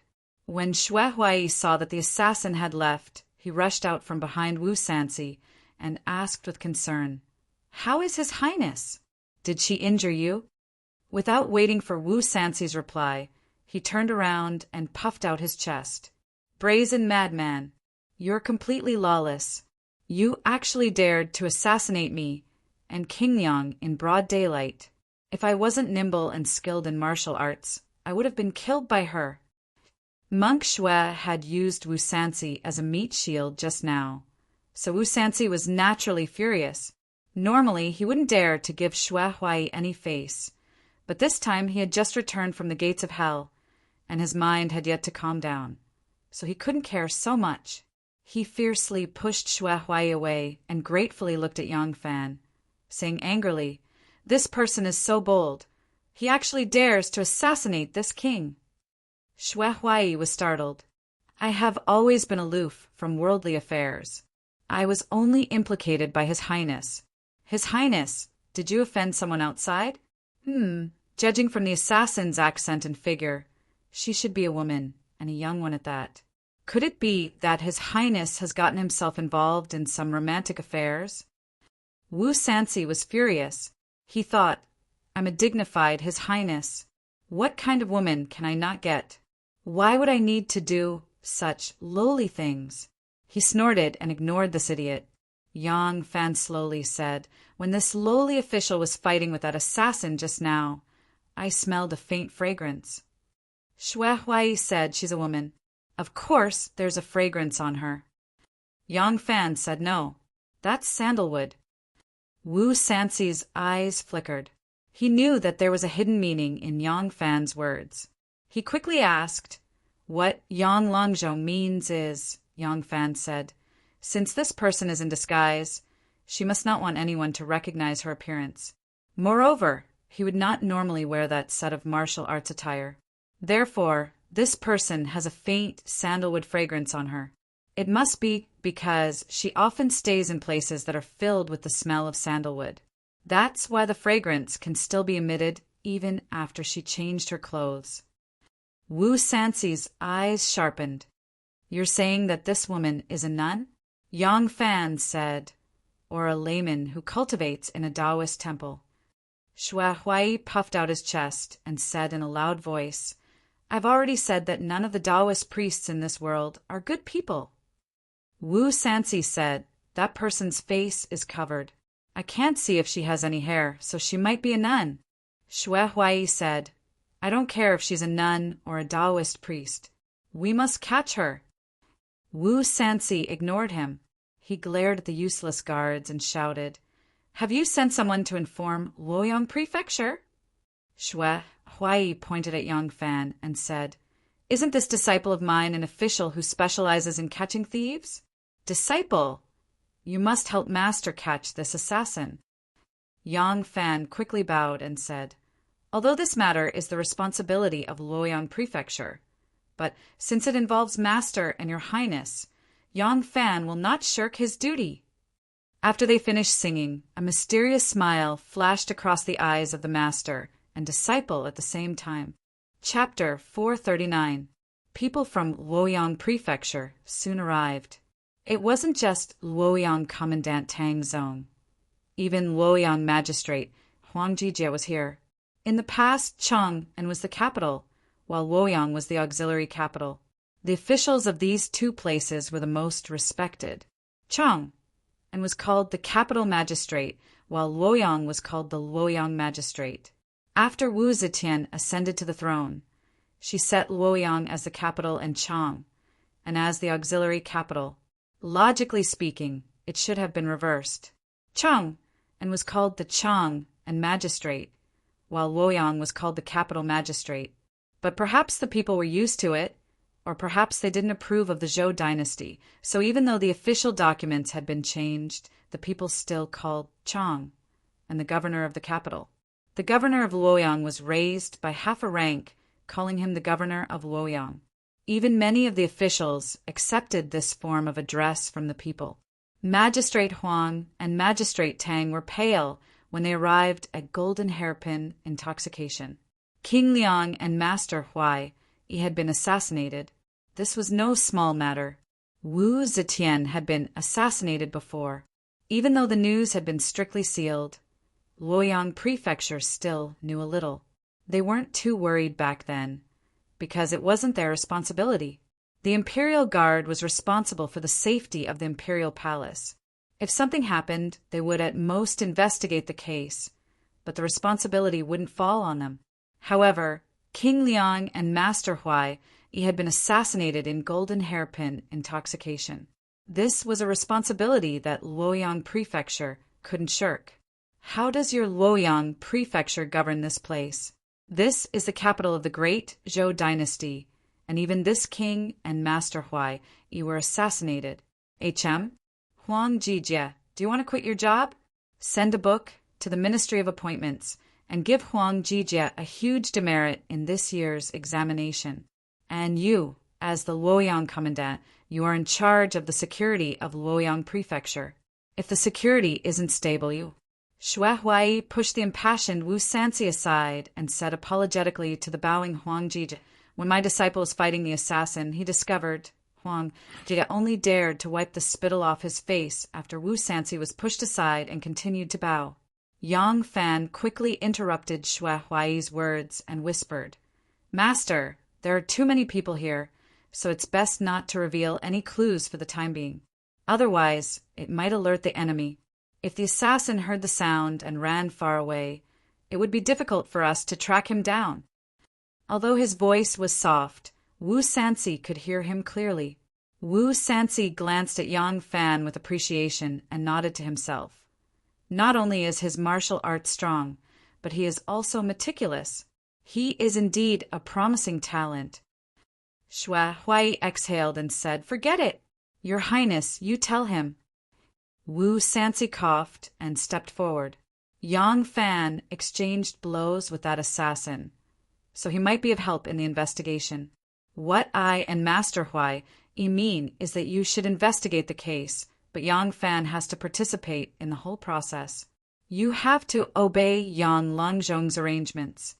Magistrate Huang only hoped that this prince and that Lord Zhang would calm down. He would agree to any request. Moreover, Yang Fan was the director of the Ministry of Justice. With his participation, it would save him a lot of trouble to deal with these two lords. Therefore, he immediately agreed. Tang Zong took the opportunity to say, "Your Highness, this matter is of great importance. Should we temporarily seal the news and not let it spread? Otherwise, the various departments of the imperial court will intervene and question us. I'm afraid we will miss the best time to solve the case." Wu Sanci thought about it and slowly nodded. He now suspected that the assassin was sent by Wu Qingxi. If it was about solving the case, he could exert enough influence on Luoyang Prefecture with his status. Reporting to the emperor wouldn't increase anything. Now he was in charge of the three major projects, Tianshu, Shenyang Palace, and Xingqing Palace. The day he succeeded, he would be able to ask for the empress's favor. However, it was inevitable that there would be all kinds of discussions during the construction of these three projects. If the news of the assassination reached the emperor's ears, Wu Qingxi would say that the assassination was due to the heavy labor and anger of the people. Who knows? He might be deprived of his supervision authority. Wu Sanci weighed the pros and cons in his heart and said, "Okay." However, the case must be officially filed. Tang Zong breathed a sigh of relief and quickly bowed. "Your Highness, rest assured." "Of course." For a moment, Xue Huai and Wu Sanci were no longer in the mood to drink. On one side, Huang Jijie and Tang Zong were investigating the scene and sternly warning the people at Drunken Golden Hairpin not to spread the news. On the other side, Yang Fan accompanied Wu Sanci and Xue Huai out of the restaurant. Wu Sanci didn't bring any experts to the banquet. Yang Fan escorted him back to his residence and then escorted his master back to White Horse Temple. After entering the mountain gate of White Horse Temple and chasing away the disciples, Xue Huai and Yang Fan walked towards the backyard. At this time, Xue Huai laughed and said, "This game is really interesting. Do you think your master has the talent to be a heroine? Do you think I look good?" Yang Fan smiled and said, "Master is a golden-bodied arhat who descended to the mortal world. Naturally, you can act like a dragon and act like a tiger." Xue Huai laughed proudly and gave Yang Fan a thumbs up. He said, "Speaking of which, my shock was not fake. Although I already knew that my disciple's wife had such a sword, the momentum was really shocking. I couldn't tell that your wife, a delicate and timid little girl, actually has such real martial arts. You are indeed worthy of being a captain in the Plum Blossom Guards. Your martial arts. It's not much worse than your master's. Yang Fan said, Master is flattering me. How could Xiao Man compare to her master's exquisite martial arts? This time, I still have to thank Master for your help. Xue Huai smiled and said, All these years your master has pretended to be crazy and confused. Others thought that Xue Huai was honest and crude and could be used. Only you were willing to tell me the truth and ask for my help. Your master helped you not only willingly, but also very happily. Besides, this matter is only interesting. What's so difficult about it? However, from what you said, that girl is really infatuated with you. I hope you can find her. At that time, your master will go to your wedding again. At this point, the smile on Xue Huai's face gradually disappeared. He sighed softly and said regretfully, I've eaten phoenix liver and dragon marrow. I've enjoyed riches and splendor. I've had the most honorable woman in the world. Only, if there is a woman in this world who can treat me like this, old Xue's life in this world will not be in vain. Xue Huai waved his hand disinterestedly and said, You husband and wife can go home. I haven't drunk to my heart's content yet. I'll go back to the meditation room and drink a few more cups. Xue Huai strode towards the abbot's meditation room. Yang Fan stopped and looked at his back, sighing softly. When it came to telling the truth, Yang Fan felt guilty in his heart. How could such an action be justified anew? He still had something to hide. Looking at Xue Huai's back, Yang Fan secretly said, I owe Master Xue. I will repay you in the future.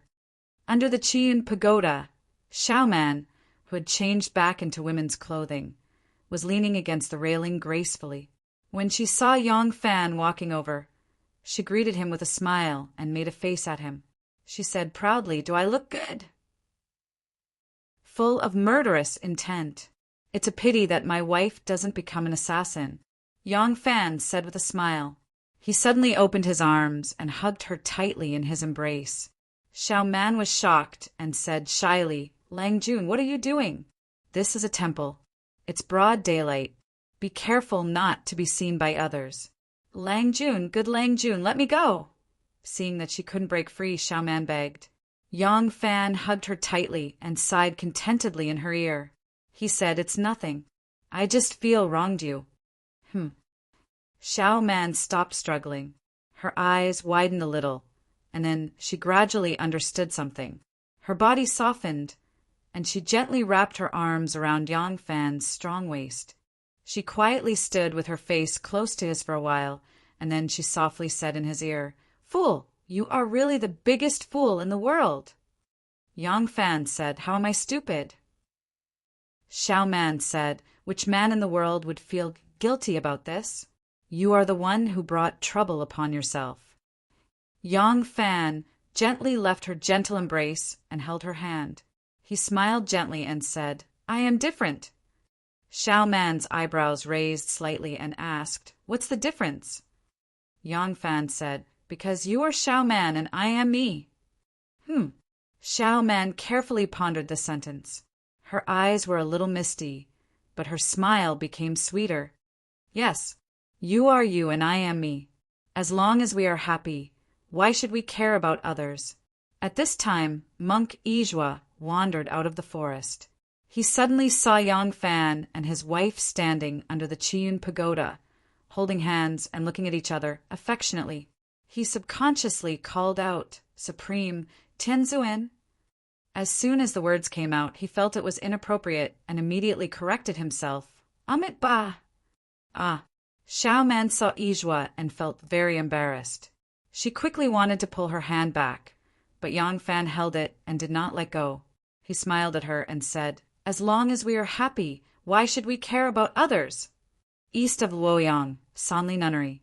The nunnery did not have a lot of incense. Today, a group of people suddenly broke into Sanli Nunnery. Not long after, the old nun of the nunnery came out and persuaded the few worshippers to leave. Then she closed the door and hung a sign in front of the door, "Incense." There were 3 reasons why a temple closed its doors and refused visitors. The first was called "Stop Orders," which meant that they would stop receiving wandering monks from all over the world. The second was called "Seal the Mountain," which meant that they would stop receiving all outsiders, including tourists, worshippers, and monks from all over the world. The third was "Incense Release." On the day of incense release, the monks would meditate and arrange their own activities and rest for the day. It was a bit like a secular person's vacation. But this Sonley nunnery release halfway through, it was unknown why. In the nunnery, there were some tall and strong men standing at the entrance. They all wore ordinary clothes, but their waists were bulging as if they were hiding weapons. Looking at their expressions, especially the way they stood, anyone with a bit of knowledge would be able to guess that they were government officials. In the Guanyin Hall, there were 2 rows of nuns standing with their palms together.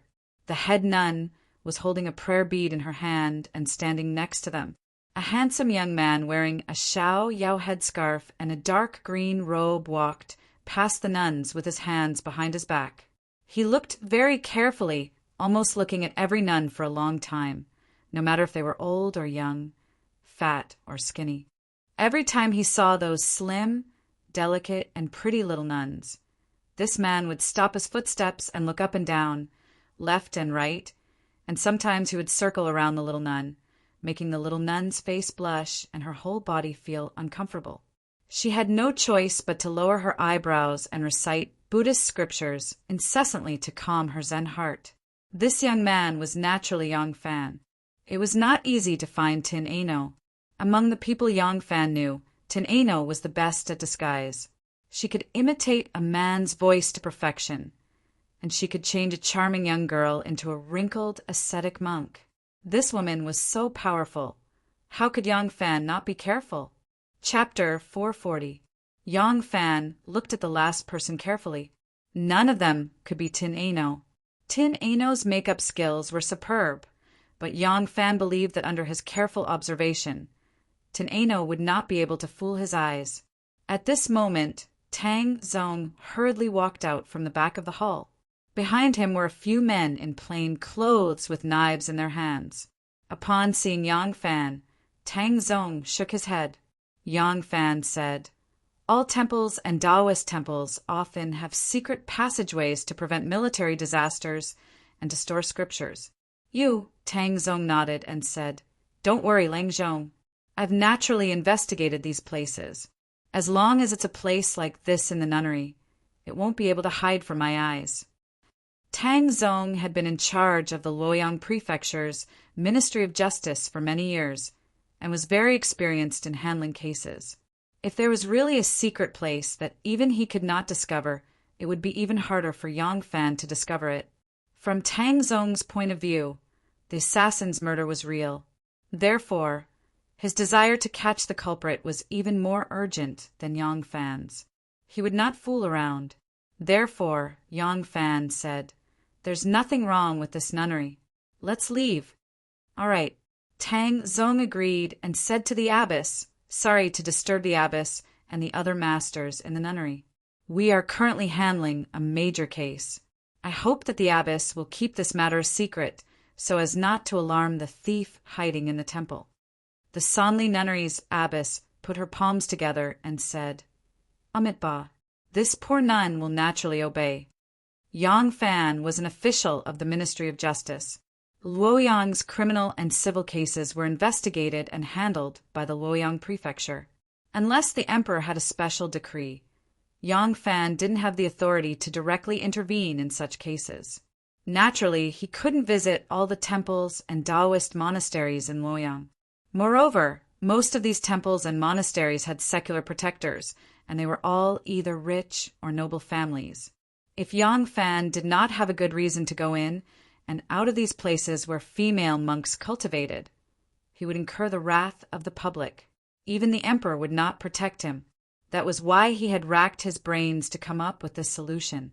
In this way, he could openly search for Tin Ano's whereabouts. As for the Ministry of Justice, he only needed to go there every day and didn't need to worry too much. His ambition had never been in the Ministry of Justice. Chundong was also a very smart person. Once he realized this, he immediately changed from being Yang Fan's strongest competitor to his supporter. In the Ministry of Justice, Chundong, a veteran with a solid foundation, helped him work without complaint. He was only responsible for withstanding the pressure from Cui Yuanzong on the Ministry of Justice and letting Chundong do whatever he wanted. The two worked very well together. Soon, Yang Fan, Tang Zong, and the others came to Shangjin Temple. Shangjin Temple was more secluded than Sanli Nunnery. The walls were lined with bamboo, and the winding path was deep and serene. It was like the realm of immortals. As soon as they entered the temple, they could hear the faint sound of a flute from afar. There wasn't even a single pilgrim in the monastery. Although the incense was not very strong, the monastery was magnificent and majestic. Even the delicate and pretty little Taoist nun who answered the door was wearing a snow-white undergarment made of silk. The temple master was not old, only 24 years old. His Taoist name was Yan Yuzi. The temple master had almond-shaped eyes and rosy cheeks. Her neck was long and slender. Her shoulders seemed to be cut, and her waist was thin. There was a kind of romantic and refreshing feeling in her. Her charm could not be hidden. She really didn't look like a monk. Yang Fan looked at the situation in the temple and felt that it was not a good way. Looking at the temple master, he knew that it was not a good place. Teneno was heartbroken and wanted to become a monk. It was impossible for him to live in such a place. He wanted to turn around and leave.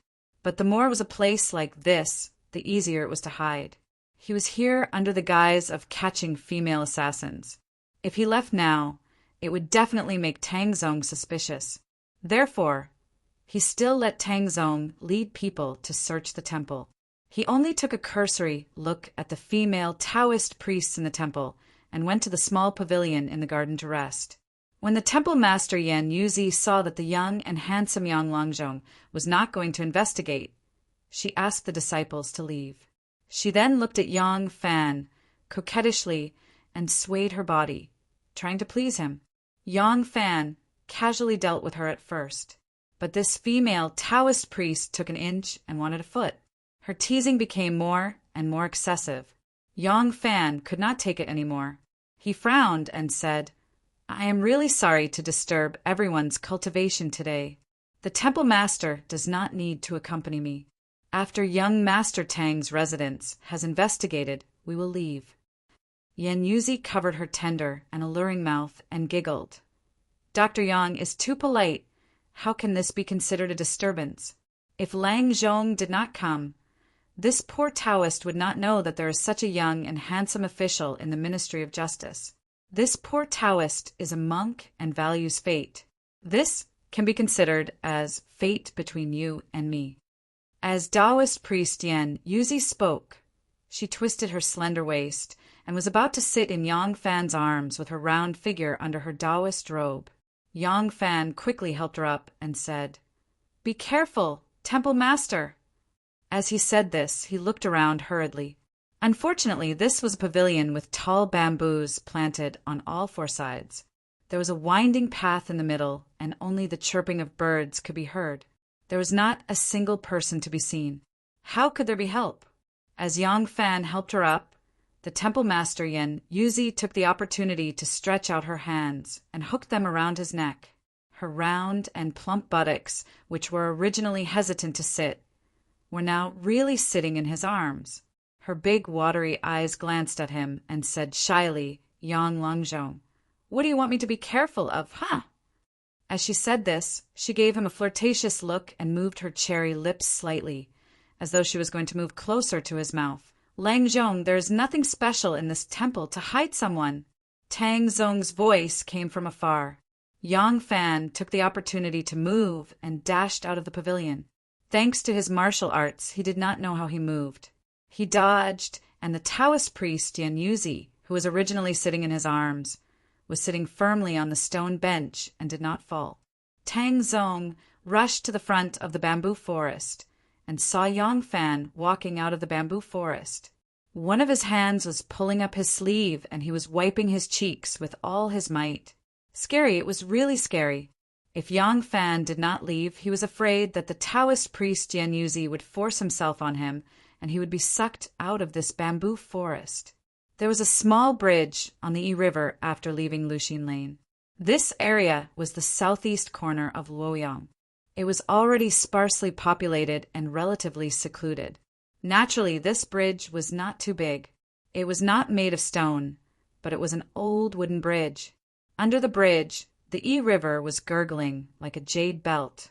On the bridge, there were mules carrying a pole. There were 3 to 5 scholars, and the trees were dyed. It was a picturesque scene. When Yang Fan and the rest came out of Shangjin Temple, the sun was already setting, and it was almost dusk. Yang Fan's house was relatively close. There was no reason for him to pass by his house and not enter. He stopped and said to Tang Zong, "Young Master Tang, you can lead your men back. We will continue tomorrow morning." "All right. If that's the case, I will leave first. Yang Longzhong, farewell." Tang Zong was very polite to Yang Fan. This criminal case was a matter of the Luoyang prefecture. Ever since Yang Fan took the lead, Tang Zong had not received any pressure from the White Horse Temple or the Liang imperial residence.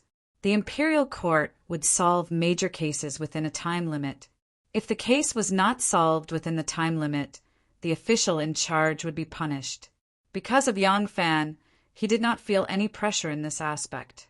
That was why Tang Zong was very grateful to Yang Fan. However, he did not know that this matter was basically him helping Yang Fan find a wife. After Tang Zong and the rest left, Yang Fan went up the bridge alone. The autumn sun shone on his body, giving him a quiet warmth. Just as Yang Fan stepped onto the bridge, a person suddenly walked towards him and blocked his way. This person wore a bamboo hat and only a sharp chin could be seen. Yang Fan became vigilant, but he heard the person say, "Yang Longzhong, stop. My master invites you. Someone is actually waiting for me here. It seems that my whereabouts have already fallen into the other party's eyes." Yang Fan pondered and asked, "Who is your master?" That person held the bamboo hat with one hand and raised his head to smile at him. When Yang Fan saw this, the muscles in his legs that were as tense as a bowstring immediately relaxed. It turned out that this person was Su Haud, the coachman of Princess Taiping. Su Haud grinned at Yang Fan and turned around to walk to the side of the bridge. Yang Fan did not say a word and followed behind him. In the forest, only a corner of the serene blue sky could be seen. A white cloud gently floated over the treetops. The fallen leaves that covered the ground were piled up in a golden color. Different kinds of trees were scattered, reflecting the layers of red, yellow, and green. A person was standing quietly in the forest, wearing a light green round collar and narrow sleeves robe. A jade belt was loosely tied around the waist, and a silk scarf was on her head. She had one hand behind her back and the other raised in front of her chest. She was looking into the depths of the forest, as if she was quietly thinking about something. This person was dressed in men's clothes, but her waist was slightly twisted. Her figure was graceful, and her whole body presented a perfect S-shaped curve. Even though she was dressed in men's clothes, it could not hide the thousands of kinds of amorous feelings that emanated from her bones. This was clearly a young woman, dressed in men's clothes. When Yang Fan saw her figure, his footsteps paused for a moment, then he quickened his pace. Su Haud, who was originally walking in front of him, had already unknowingly become walking behind him.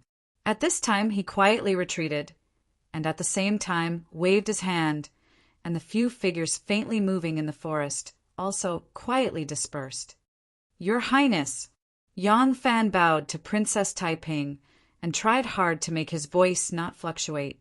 The relationship between him and Princess Taiping was very complicated. Apart from the inextricable and messy personal relationship, there was also political cooperation and alliance. Now, what Yang Fan wanted to achieve was only political cooperation. Princess Taiping slowly turned around. Her too thin eyebrows were curved, and her facial features were still soft and beautiful. Yang Fan suddenly found that her chin was slightly pointed. After not seeing her for a period of time, she unexpectedly lost a lot of weight. Was it because of poor appetite in summer that she became thin?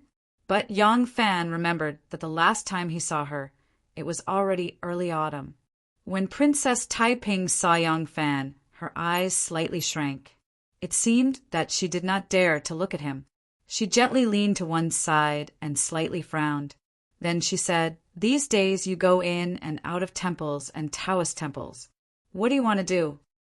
Yang Fan asked curiously, "How does Princess know these things?" Princess Taiping smiled and said, "Because I have been a monk. Some Taoist temples have some relationship with me."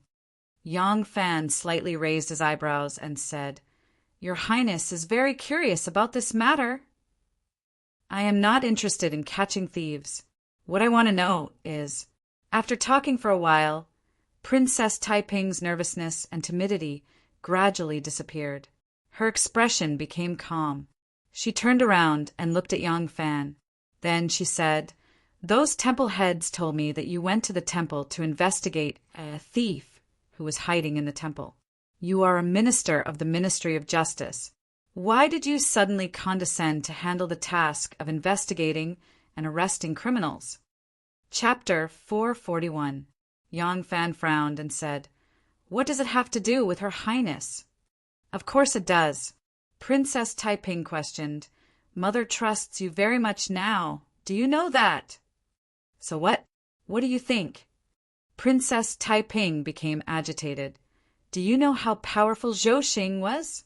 Do you know why Wu Qingxi tried so hard to seize the military power?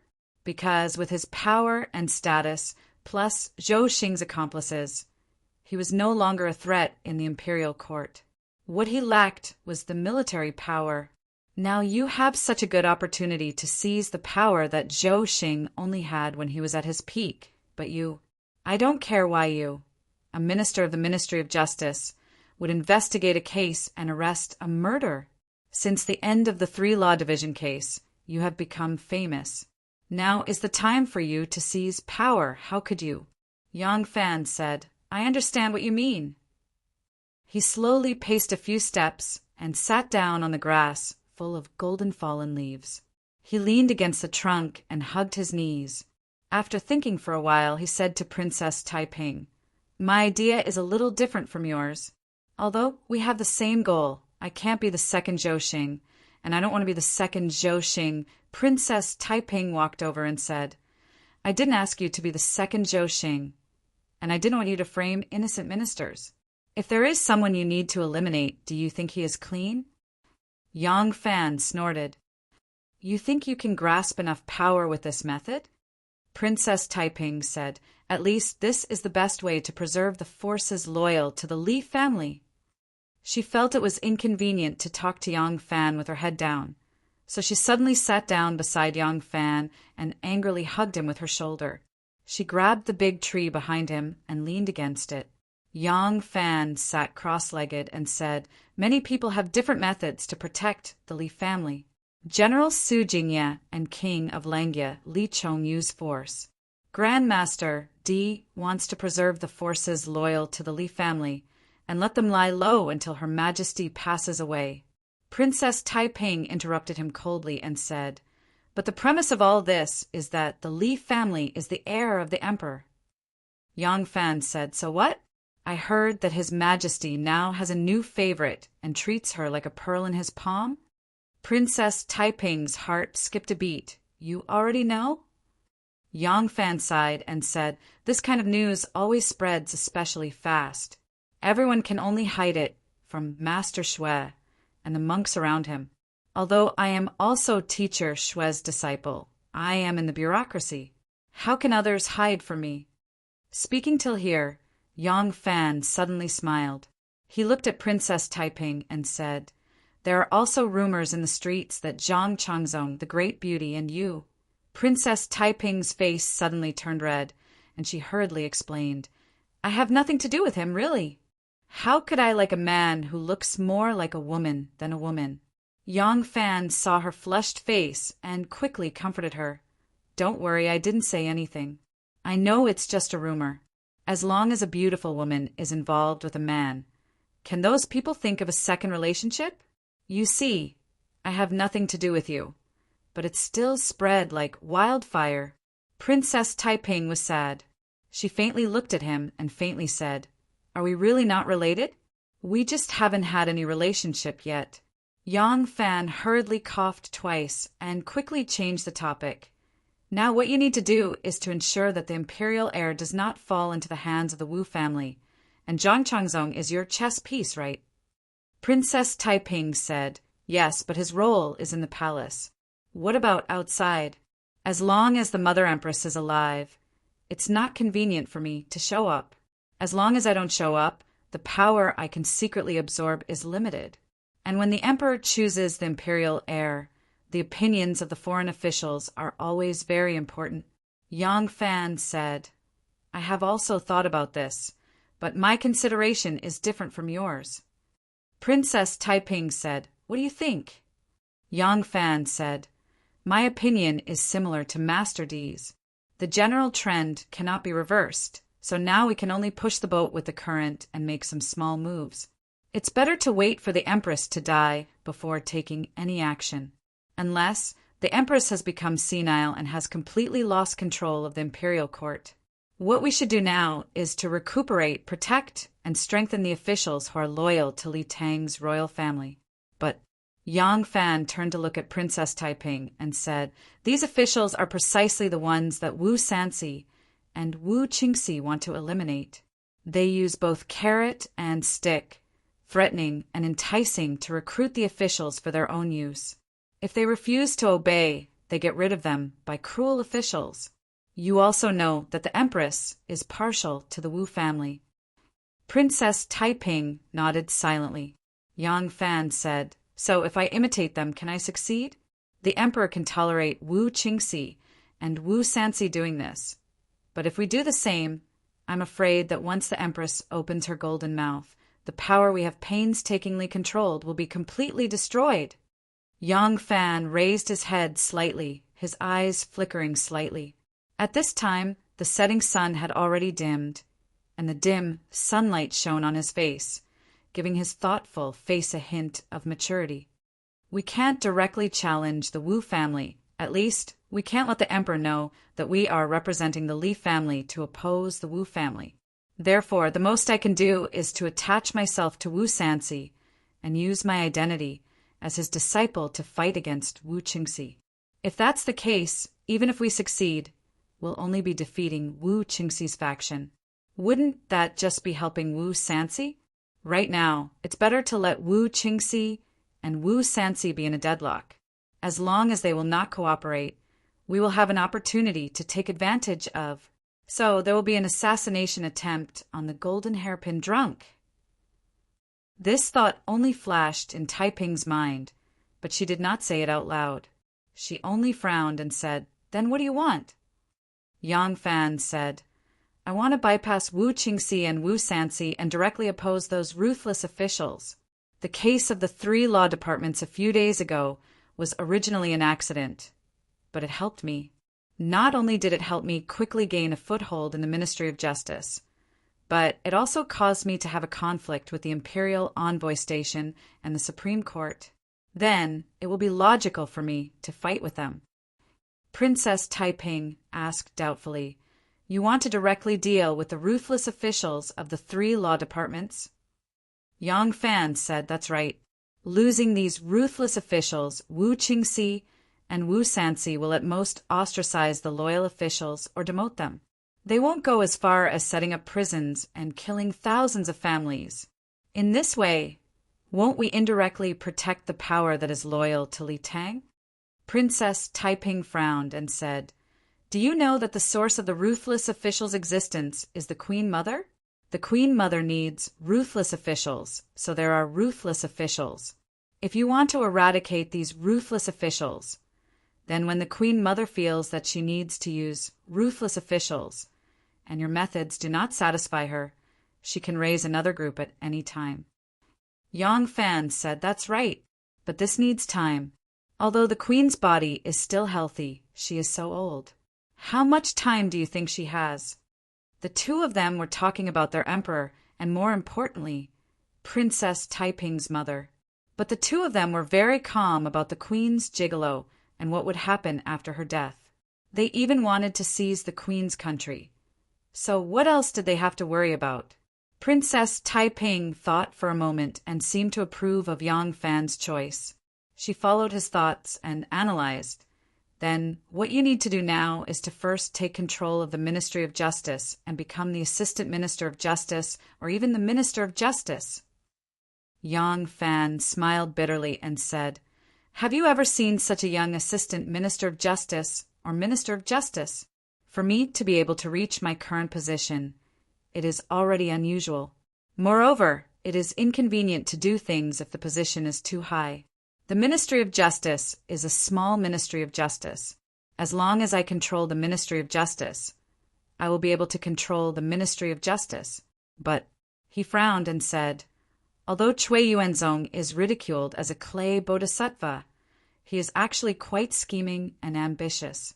Now that Qindong and I are working together, although we are not afraid of him, it is inevitable that he will be a hindrance.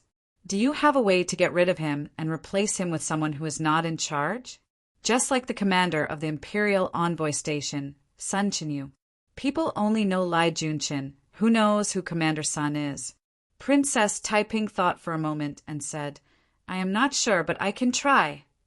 She thought for a moment and said to Yang Fan worriedly, "According to your plan, you will continue to oppose the Imperial Envoy Station. Although the Imperial Envoy Station is not as powerful as before, it should not be underestimated. They have almost the same judicial power as you, and they can report to the Emperor. Once they use this to deal with you, it will be a headache." Yang Fan nodded his head and said, "I will be careful.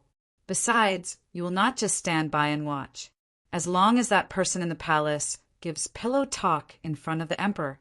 Princess Taiping said, "Zhang Changzong has just been favored, so we cannot let him interfere in the court affairs. Besides, his role is in the imperial harem." Princess Taiping tilted her head slightly, her pair of eyes glittering in the setting sun. She slowly said, "Li Xiaoda hates those ruthless officials who sowed discord and framed the ministers. He is now the head of the hundreds of officials, and he is the mortal enemy of those ruthless officials. This person may be able to help you." Yang Fan hesitantly shook his head and said, "Prime Minister, Li is now the #1 person in the court, and he is somewhat arrogant. It is said that not only the 6 ministries and 9 ministers are often ridiculed in front of him, scolded as if they were his disciples. Even Su Wei and the other prime ministers are ordered around by him. Let me ask you, I am just a little doctor. How can I enter his eyes?" Princess Taiping smiled and said, "I did not say that you should form an alliance with him, as long as you know his attitude. Can't you make good use of him?" Yang Fan thought for a moment and suddenly nodded his head. Princess Taiping's expression turned serious and said, "You have not said, why did you help the Luoyang government investigate the case?" Yang Fan smiled bitterly and said, "It is a private matter. Can I not say it?" Princess Taiping looked at him deeply, stood up and said, "Fine. If you do not say, I will not ask. I should go back." Yang Fan stood up, cupped his hands and said, "Yang Fan will see you off, Your Highness." Princess Taiping pursed her lips and said softly, "Mother Empress is in charge of the affairs of the world, and it is not easy to train a handy person by her side, so she relies on one a lot and will not easily let her go. I also have no way to let her leave the palace, but I can help you create more opportunities to meet with her." Yang Fan looked at her with some surprise. Princess Taiping's eyes were actually avoiding him. Yang Fan asked suspiciously, "What conditions do you have?" Princess Taiping angrily stared at Yang Fan, but as soon as she met Yang Fan's eyes, she suddenly softened and weakly replied, "Don't always think of me as such a bad person, okay? I just want to atone." Yang Fan only knew that she was referring to the matter of forcing Wan to swear an oath, and could not help but lightly sighed and said, "If you knew this would happen, why did you do it in the beginning?" Princess Taiping was somewhat absent-minded. After a moment of disappointment, she faintly smiled and sadly said, "Yes, if you knew this would happen, why did you do it in the beginning?" Chapter 442. Princess Taiping's figure gradually disappeared into the depths of the jungle. On the night of Chinese Valentine's Day, did you accompany your wife on the long street? She did not ask this question. It was better to hide some sweetness in the heart. The longer it fermented, the sweeter it would be. The beauty had gone far away, and Yang Fan did not notice her abnormality today. Taiping's personality had always been ever-changing. Sometimes she was straightforward, sometimes she was magnanimous, sometimes she was gentle, and sometimes she was fiery. The slight changes in her mood would be reflected in her attitude, so Yang Fan did not think it was strange. But Princess Taiping's promise to him made him see a glimmer of hope. He and Wan had not seen each other for a long time. Since Taiping promised to help him create an opportunity to meet Wan, she would certainly find a way to untie the knot in Wan's heart according to his request on the night of Chinese Valentine's Day. Yang Fan was very happy. He stood there alone, immersed in a happy mood. After a long time he wanted to leave. Thinking that he had been running around the whole day, but still could not find Anu, he could not help but feel a little depressed. At this time, the sky was already dark. The layers of forest had lost the warm color bathed in the sunset. It looked like a faded painting, less poetic and more desolate. Yang Fan did not return to the bridgehead, but directly went through the forest. This was a forest in the city, so he did not have to worry about getting lost. But after walking for a while, Yang Fan found it was not as simple as he thought. The road in the forest was not straightforward. Some places were full of bushes, so he had to take a detour. The forest path was like sheep intestines, intersecting and confusing, so he took a big wrong path. If he wanted to return to the bridgehead now, it would be too far, so Yang Fan just walked forward. After circling in the forest for a while, he suddenly heard the sound of rushing water in front of him. Yang Fan was overjoyed and hurriedly quickened his pace. After flashing through the forest, his eyes suddenly opened up. In the twilight forest, there was actually a gray temple. The temple was not very big, and there were hidden eaves and corners peeking out from the green tiles and white walls, which made people forget the secular world. Yang Fan had been dealing with temples and Taoist temples for the past few days. He did not expect to see one on his way home. He slowly walked to the front of the temple. By this time, the sky was already dark and the mountain gate was already closed.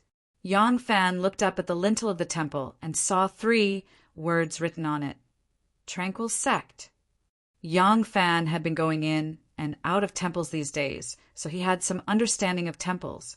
He knew that there were government temples, public temples, family temples, and private temples in Luoyang. According to the size of the temple and its status in the Buddhist world, it was also known as the Kaiki Temple and the Descendants Temple. The so-called Kai Chi Temple was large in scale and powerful.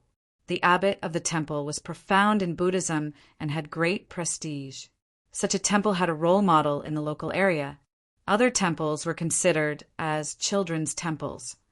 The temple in front of him was obviously a temple for descendants. It might even be a private temple or a family temple. Yang Fan did not go forward to knock on the door. This was a nunnery, and there were only female cultivators inside. It was late, and he was alone.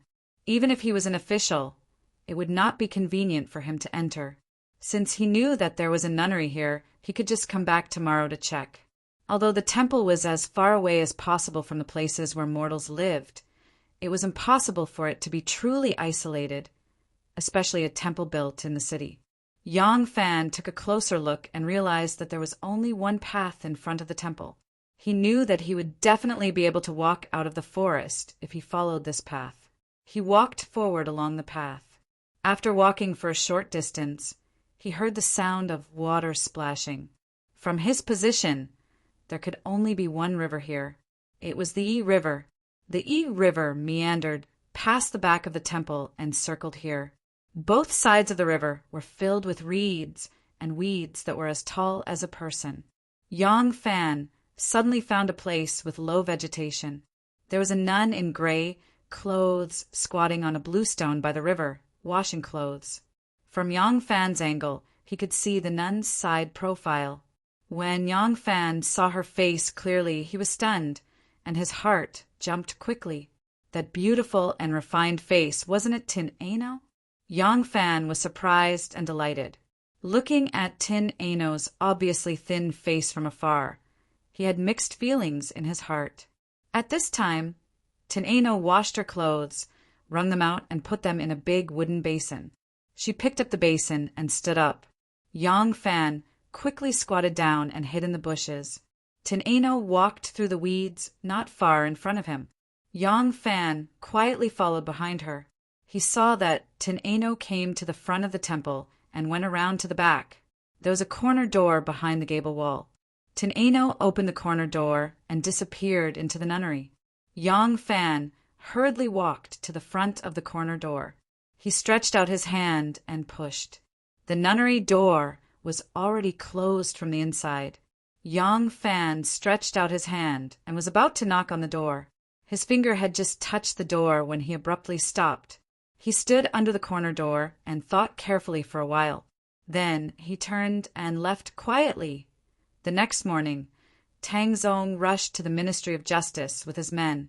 Yang Fan invited him into the detention room and said, "Young Master Tang, I received news yesterday that our investigation of the various monasteries has been leaked. I was too naive. The various monasteries all have complicated connections. How could those abbots and nunneries not inform each other?" Yang Fan's face darkened.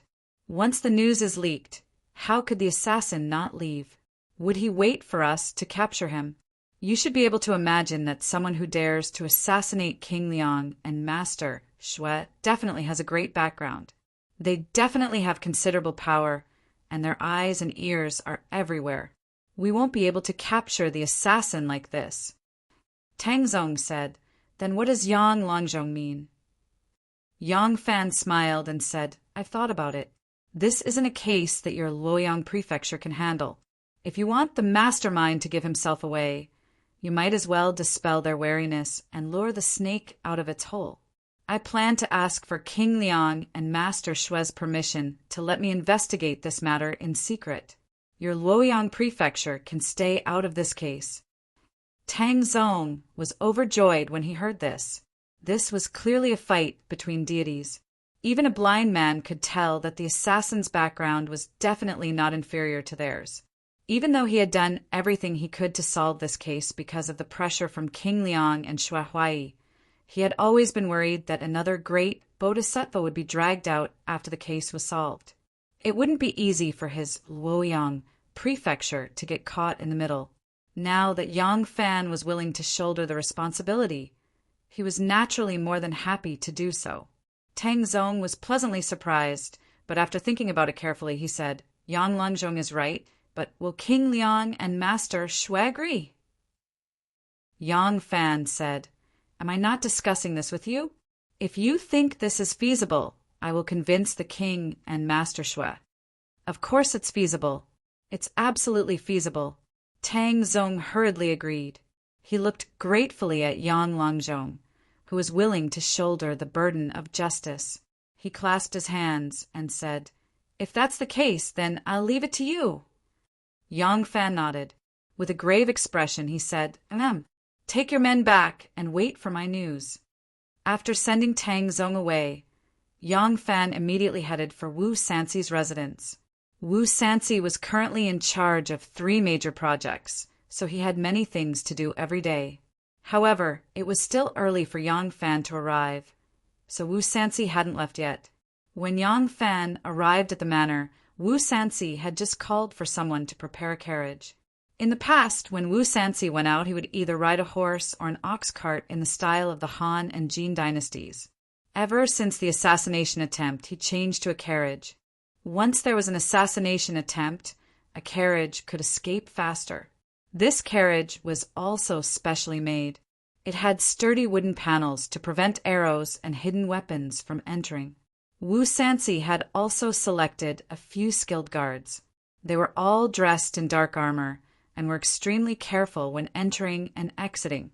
Hearing that Yang Fan had arrived, Wu Sansi thought that he had found some clues and immediately invited him into his study.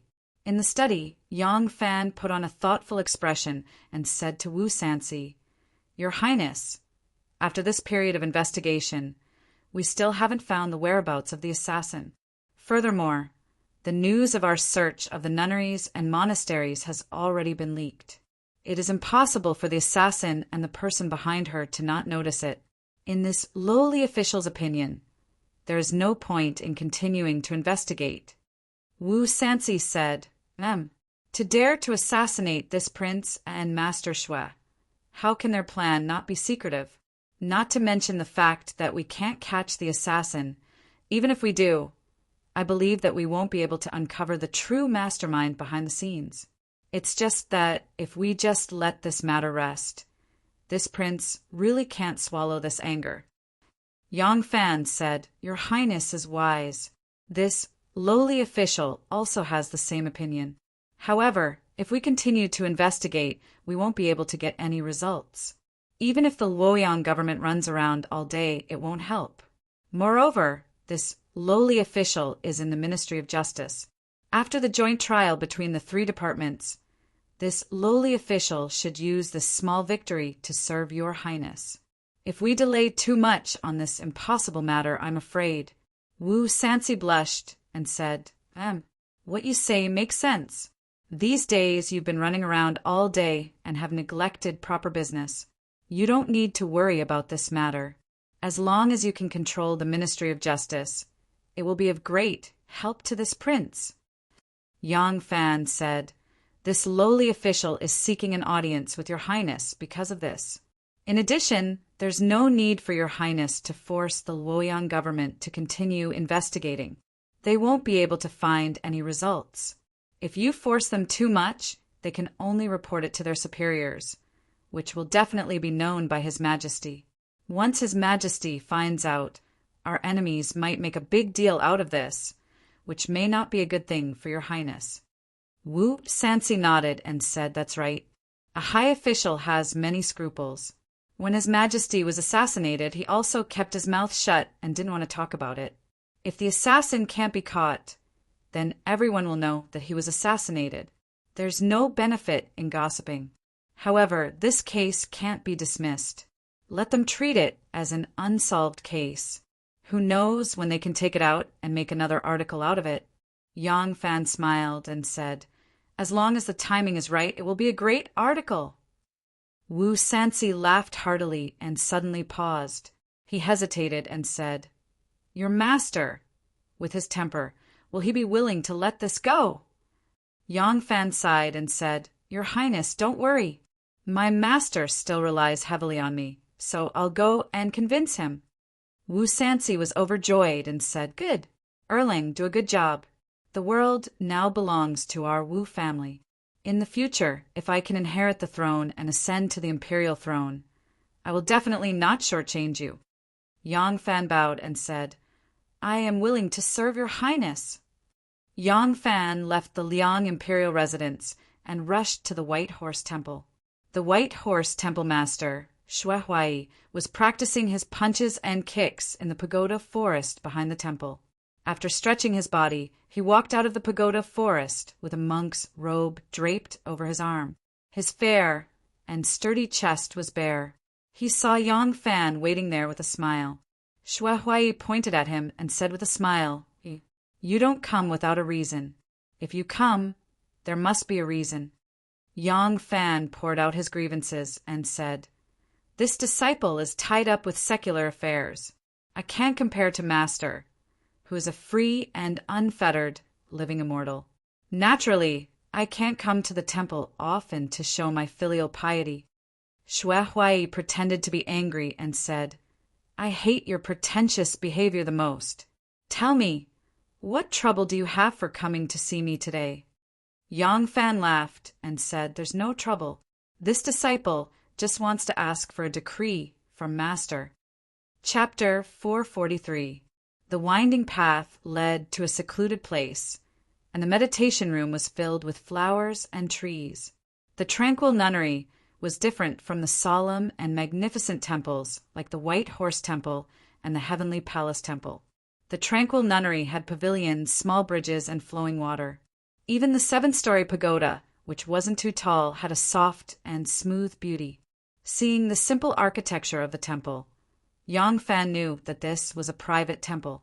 At least, it was when the temple was first built. Most of these small temples were built by rich and noble families because their young ladies had converted to Buddhism and vowed to become a Buddhist nun. They were also unwilling to let their young ladies go to a big temple and start as a little nun, so they funded and built these temples for them. Even though these girls who were pampered from a young age were indifferent and didn't crave for material things, they weren't cut out for manual labor. It was fine for them to suffer in daily life, but if they asked them to wash clothes and cook, they wouldn't be able to endure that kind of hardship. Their families funded the construction of a small temple for her, and once the temple was built, she would become the head of the nunnery. Those who were more particular would invite an old nun with cultivation to live in the temple and accept their daughter as a disciple. However, this first disciple was destined to take over the position of the head of the nunnery, but she only had to chant and learn Buddhism and didn't need to do manual labor. However, although Yang Fan's guess was right, the young lady from a rich family who was devoted to Buddhism at the beginning of the tranquil nunnery was probably already dead. From the stone steps covered in moss and the pagoda that was full of vicissitudes, it could be seen that this small temple had existed for at least 100 years. Entering the ancient temple in the early morning, the sun was high up in the sky. There was a rare freshness and transparency in the temple and forest. The golden sunlight shone on the tall treetops and glazed tiles, making it seem especially tranquil and warm. A morning like this should have been a happy day, but young Nun Yuanjing was very unhappy. Young Nun Yuanjing originally left the nunnery to ring the bell in the bell tower. After the bell was rung, the nuns in the nunnery would begin their morning classes. However, she didn't expect to hear someone knocking on the door the moment she came out of the nunnery. Young Nun Yuanjing was very unhappy. Offering incense so early in the morning? This devotee is too insensible. However, when she saw the visitor, she became even more unhappy. The visitor was actually a man, although he was quite good-looking. It was inappropriate for a man to come to a nunnery to offer incense and worship Buddha. Did such a person come to pay respects to Buddha, or did he have other intentions? Little nun Yuanjing muttered to herself. She wanted to send this tactless man away, but who would have thought that this hateful man would take out another Dharmic decree? It was the Dharmic decree of the abbot of the White Horse Temple, Great Master Huai-yi. Master Huai-yi was the protector of the nation and the highest-ranking monk in the world. He had jurisdiction over all monks and nuns in the world. The temple department of the imperial court was responsible for the management of the monks' records, the construction of the temples, the economy of the temples, and other affairs. The monk officials had the power to educate the monks, translate scriptures, select the monk officials, maintain the discipline of the Sangha, rectify and punish mistakes, and so on. These rights were similar to the abbot, except that the abbot's power was limited to the temple, while the monk officials could interfere with all the temples in the world. Monk Xue Huai had never exercised this authority, but he did have it. Therefore, the tranquil nunnery couldn't refuse his request to inspect the tranquil nunnery. The problem was that Yang Fan wasn't a monk. This was a problem, but who could she talk to? Had Master Xue ever played his cards according to common sense? Therefore, even though young Nun Yuanjing was unhappy and pouted, she still let him into the nunnery. Then little Nun Yuanjing warned him, "It's time, this poor nun is going to ring the bell. Sing, 'Ji, Inspector, please wait a moment. Don't miss the morning class.'" Yang Fan laughed and said, Very well, Xiao Shirtai can go about her business. I will take a stroll around the nunnery. Hey no, you're a man. How can you walk around? Yuan Jing said worriedly, come with me. When the bell rings, I'll bring you to the nunnery. Yang Fan had already entered the nunnery. He couldn't wait any longer, so he followed her. The bell in the nunnery wasn't too big, but it wasn't small either. It was also hanging in a 2-story pavilion. When Yang Fan arrived at the pavilion, he quickly walked to the railing and looked into the distance. From his vantage point, he could see the open door of the nunnery. There were many nuns in green and yellow inside. Yang Fan gazed at the nunnery from afar. He was excited. Anu has become a monk? I saw her wearing a nun hat yesterday. I wonder if she shaved her head. Such beautiful long hair. As soon as Wei Xiaobao went up the bell tower, Yuan Jing Shirtai leaned on the railing and poked most of her body out to look into the nunnery. She was even angrier. She picked up the fishing staff hanging under the beam and struck the bronze bell with all her might. The bell knob was in the shape of a dragon-shaped beast. It was the mythical beast Pu Lao. The dragon had 9 sons, and the 4th son was Pu Lao. He was the best at roaring. Although Pu Lao was the son of the dragon, he was most afraid of whales. He would scream at the sight of a whale. Therefore, when people cast bells, they cast the bell knob in the shape of Pu Lao and cut the wooden rod into the shape of a whale. The little nun Yuan Jing picked up her fishing staff and struck the bell with all her might. Dang! A loud noise was heard. The nunnery was small. The bell tower was also small. The bell tower on which the bronze bell was hung was not big. The surrounding space was very small. Yang Fan stood there and heard the loud noise. His eardrums were ringing. He almost fell down from the tower. You little nun, how come? Dang! Another bell rang. Yang Fan covered his ears. His eardrums were rumbling. For a moment, it was as if someone was beating drums and cymbals in his ears. It was as if someone was opening a musical instrument shop. When Nun Yuan Jing finished ringing the bell, Yang Fan said angrily, You little nun, why didn't you say anything? Who could bear such a loud noise? Nun Yuan Jing rolled her eyes at him and turned to leave. Yang Fan couldn't do anything to her, so he followed her angrily. When he went down the stairs, he felt his head was heavy and his feet were light. He couldn't even stand steadily. Seeing that Nun Yuan Jing was walking lightly, he couldn't help but wonder, Huh? How could you bear such a loud noise? Or are you deaf? Yang Fan thought that he was talking normally, but in fact his ears were still buzzing. He could not hear normal sounds, so he unconsciously raised his voice. His voice was so loud that it sounded like he was roaring. The little nun, Yuan Jing, turned around and rolled her eyes at him. She took out 2 cloths from her ears, as if she was looking at an idiot. Yang Fan was speechless at first, but then he said, You little nun, you're up to no good. You plugged the plugs yourself, but you told me to listen to the bell. Nun Yuan Jing was impatient to hear him yell at her, so she stuffed the plugs back in. In the nunnery, Master Ding Ding stood at the forefront with Buddhist prayer beads in her hand. Behind her were 3 old nuns with official positions. They were all wearing yellow kasayas, each holding a magic tool in their hands. Behind them were disciples who stood according to their ranks. They clasped their palms together and held Buddhist prayer beads. They stood neatly in several rows, chanting sutras in a deep and rhythmic manner, making them appear exceptionally solemn and dignified. Every nun's face was full of piety and holiness. This nunnery seemed to be a world of its own, with a sacred power that ordinary people couldn't understand, making people feel awe at first sight. However, Yang Fan, whose ears were ringing, was an exception. The chanting was no different from the buzzing of mosquitoes in his ears. Little nun, are all the people in the nunnery here?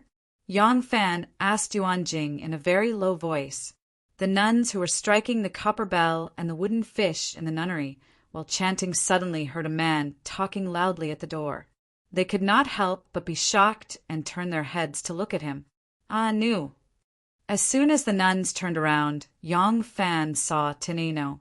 Because she was standing at the back, She happened to be at the front when she turned around. The tranquil nunnery was extremely strict. To become a monk here, one had to first receive the 3 refuges and 5 precepts. They had to stay in the nunnery for at least 2 years. This was to prevent them from getting pregnant when they became a monk, which would ruin the reputation of Buddhism. At the same time, they had to learn the ritual of personal discipline and the ritual of diligent female discipline. It would take at least 3 years before they could receive the Seminitra precepts and become an official monk. For example, although the little nun Yuanjing was younger than Teneno, she became a monk at the age of 6. Therefore, Teneno's rank was the lowest in this nunnery. This wasn't the White Horse Temple. No one could accept disciples without following the rules, like Shui Huai. When Teneno saw Yang Fan, her eyes widened. She never thought that Yang Fan would appear here. She was stunned for a moment. Yang Fan leaped over and grabbed her arm. He whispered, "Anu, I've been looking for you for a long time." "Let go of me." Teneno finally reacted. Her eyes filled with tears. She broke free from Yang Fan and turned to run away. "You're not allowed to leave." Yang Fan shouted and grabbed her wrist again. "Can't you just listen to me?" Teneno was furious. "Listen to what you said? How dare you yell at me?" Yang Fan said, "I didn't yell at you." The tranquil nunnery's abbot, Nun Ding Ding, walked over quickly and said with displeasure, "Benefactor, please let go of this nunnery's disciple. Benefactor is a man. Why did you trespass into our nunnery and harass our disciple? Please leave immediately. Otherwise, I'll report you to the authorities." Yang Fan said, "I'm the authorities. Where can you report me to?" Teneno said, "Let go of me. I'm a monk. Since I haven't broken any laws, what can you do to me even if you're an official?" Ding Nun was really angry. She raised her eyebrows and said, "Even if you're an official, you're still bound by the laws of the country. Since Benefactor is an official, you should respect yourself. Why aren't you letting go of our disciple?" Yang Fan took out the imperial preceptor's decree signed by Shui Huai and handed it to Ding Nun. He said, "Nun, take it and read it clearly. I have some worldly entanglements with this young nun. I don't dare to disturb your peaceful cultivation. Let's talk outside." After saying that, he pulled Teneno and left. Teneno struggled with all her might and shouted, "I'm not going!" Yang Fan crouched down, picked up her legs, and carried her horizontally in his arms, walking out in large strides. Teneno was angry and embarrassed. She beat his chest with all her might and said, "What are you doing? Let me down." Yang Fan ignored her. Under the stunned gazes of the nuns who were doing their morning classes, he carried the struggling Teneno and walked out. Chapter 444. Yang Fan carried the struggling Teneno and went around a small bridge and a stream to a secluded place. He put her down first and then picked his ears. Only then did he feel that his hearing had returned to normal. Teneno's face was flushed with anger. Seeing his actions, she thought that he was deliberately acting in front of her, so she became even angrier. She opened her eyes wide and glared at him angrily. Yang Fan looked at Teneno's sharp chin and big eyes and said softly, "Anu, you've lost weight." Teneno's eyes became misty for a moment because of his gentleness, but quickly recovered her angry expression. She snorted and said, "This poor nun is now a monk. Her Buddhist name is Jinglian. Benefactor, please don't call this poor nun by her secular name." Yang Fan smiled indifferently and said, "I have checked all the spies in the temple, but your name is not among them. Anu, it is not so easy to become a monk. You can't become a monk just by wearing a monk's robe and shaving your hair. Yang Fan's voice suddenly became sad. He reached out and touched Teneno's monk's hat. He said softly, "Has your hair been shaved?" "Anu, how can you bear to have such beautiful long hair? Why do you?" Teneno slapped his hand away and said angrily, "What does it have to do with you whether I shave my hair or not? What does it have to do with you whether I become a monk or not? What are you doing here?" Yang Fan said confidently, "How is it not my business? If you return to Mount Hua and return to young Master Zhang's side, then it has nothing to do with me. But since you came to Luoyang to find me and became a monk for me, then it has to do with me." Tin Ano's face turned red, like a hen laying eggs for the first time. She clucked and said, "Who said I came to Luoyang to find you? Who said I became a monk for you? Don't think too highly of yourself."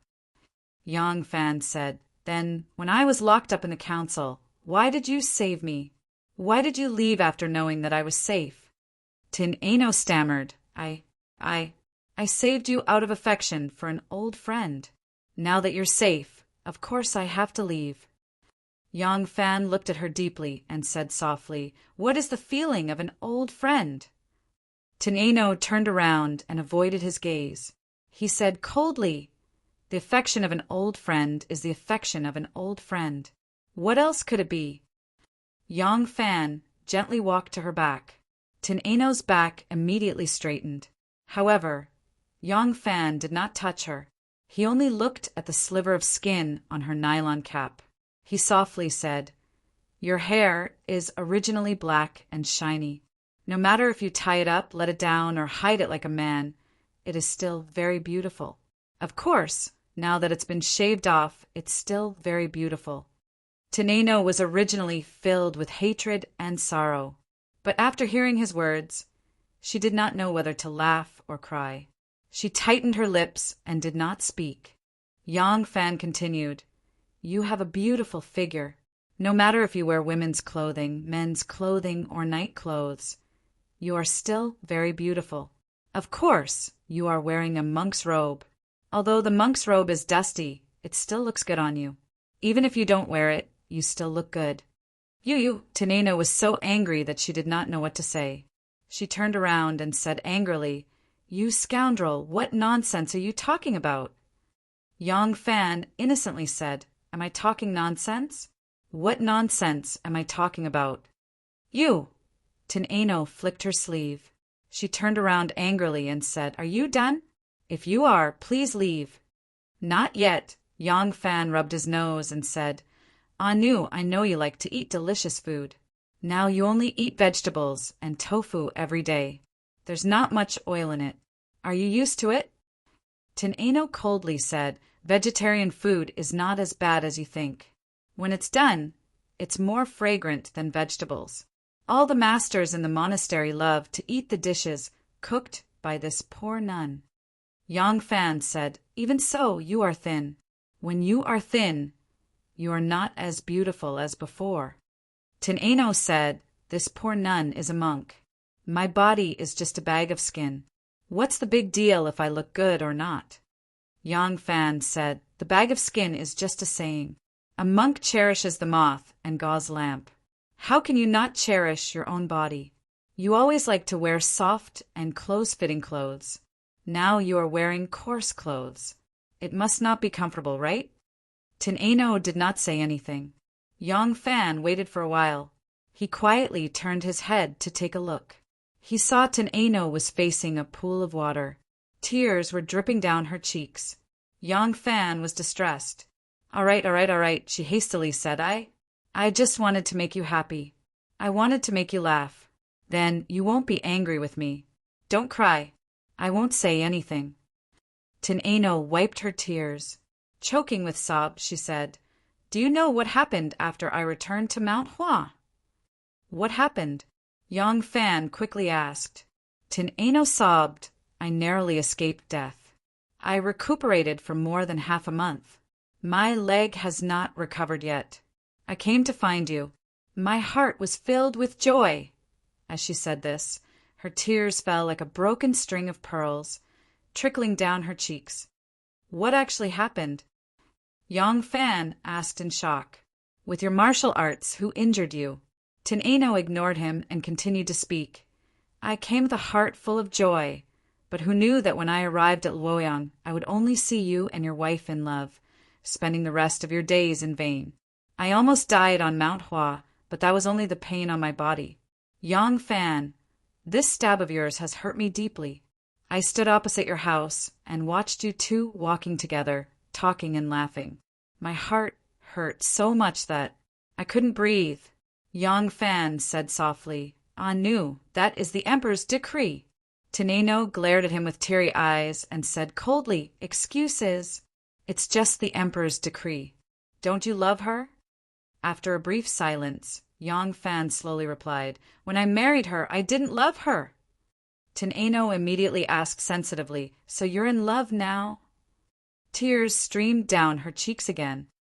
"Congratulations. This poor nun has converted to Buddhism. Please leave now and don't come back again. Don't disturb this poor nun's practice." Yang Fan became irritated and said, "Practice my ass. If I don't agree, which temple in the world will dare to take you in?" "Why?" "Because my master is the highest monk in the world. He governs all the monks and nuns in the world. I have already asked for a decree from him to be a Buddhist protector and a monk of White Horse Temple. Do you think I have this authority? Will the abbot of the nunnery give me this face?" Teneno was angry again. She flicked her sleeves and said, "Are you threatening me? Then I'll leave. The world is so big, where can I go?" Yang Fan said, "You can't go anywhere.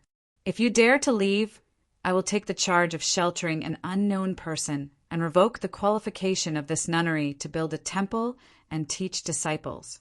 You have always been clear about kindness and hatred. Do you have the heart to let these old nuns who kindly took you in practice Buddhism for the rest of their lives? Do you dare to take them in?" "You," Teneno said angrily, "fine. I won't leave. If no temple dares to take me in, I will build my own grass nunnery in the forest. If no one dares to take me in, I will do it myself. If no one dares to take me in, Buddha will. As a monk, you can't even control Buddha, can you?" "Of course I can't control," Yang Fan smiled and said, "but Buddha won't take you in." Teneno laughed coldly and said, "How do you know? Don't tell me you are so powerful that you can even recognize Buddha?" Yang Fan shook his head and said gently but firmly, "I don't. But Buddhism doesn't take those who are impure. I am your mortal karma. How can you become Buddha if your 6 senses are impure?" While Yang Fan and Teneno were talking in the tranquil nunnery, a carriage slowly entered Luoyang from Hosai Gate. The carriage was very big and looked ordinary. It had 2 wheels and a horse.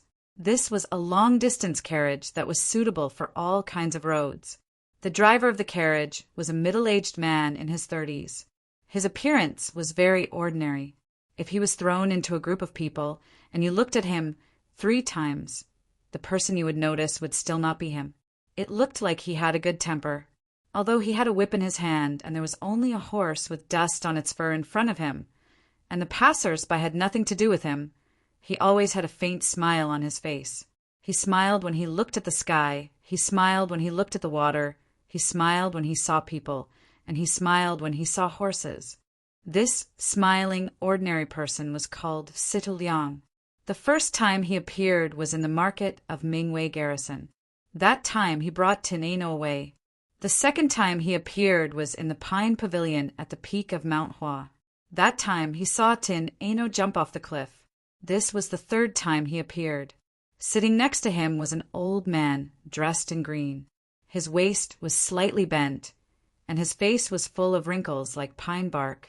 He leaned against the carriage and sat lazily, but he was also like an old pine tree that was exploring the clouds. He had an invisible aura that made people not dare to look down on him. This white-haired old man was Lu Boyan. Although Lu Boyan's aura was like an old pine tree that was filled with a vigorous aura, his face was a bit too pale. Wherever the carriage passed, there was a faint smell of incense, so the passers-by on the road couldn't smell the faint smell of medicine on his body. That was the highest quality gold, Sor Medicine. The number 1 expert under young Master Jiang, who could take Teneno's life in 7 moves, was actually injured. And it seemed like the injury wasn't light either. It's better if you stay in the Noble Princess Palace. Right now, that place doesn't attract much attention. A clear voice suddenly came from inside the carriage. Situ Liang responded and whipped the horse, causing the carriage to move even faster. Inside the seemingly ordinary carriage, the decorations were abnormally gorgeous. This was an extremely clean and refreshing type of gorgeous. The floor was covered with a snow-white Persian carpet that was spotless. The 4 compartments were decorated with plum blossoms, orchids, bamboo, and chrysanthemums. There was also a large and comfortable bed with a few cushions. Young Master Jiang was still wearing a snow-white robe as he leaned on the bed. He lazily threw a black chess piece onto the chessboard, and after giving an order to the people outside, he pressed on the side of the bed. A drawer silently slid out, and inside were 5 silver cups arranged in the shape of plum blossoms, as well as a few silver wine bottles. Young Master Jiang obviously didn't lack people to serve him, but in his eyes there was almost nothing in this world that was clean, especially women. He had brought Tin Ano by his side since he was young, so he didn't have much resistance in this area, so Tin Ano became the only woman by his side that he could accept. Now that Tin Ano was dead, as long as he was willing, no matter how pure and beautiful a girl was, he could do whatever he wanted. But right now, he would rather do some things himself than have a woman serve him by his side. He thought it was dirty. Young Master Jiang poured a cup of wine and took a sip. His eyes slightly narrowed. He lost. In the battle with Shanmu, he lost very miserably. The result of his loss was that he came to Luoyang and gave up his foundation in Chang and to Shenmu. He wanted to make a comeback. He wanted to completely defeat Shenmu. His only hope was here,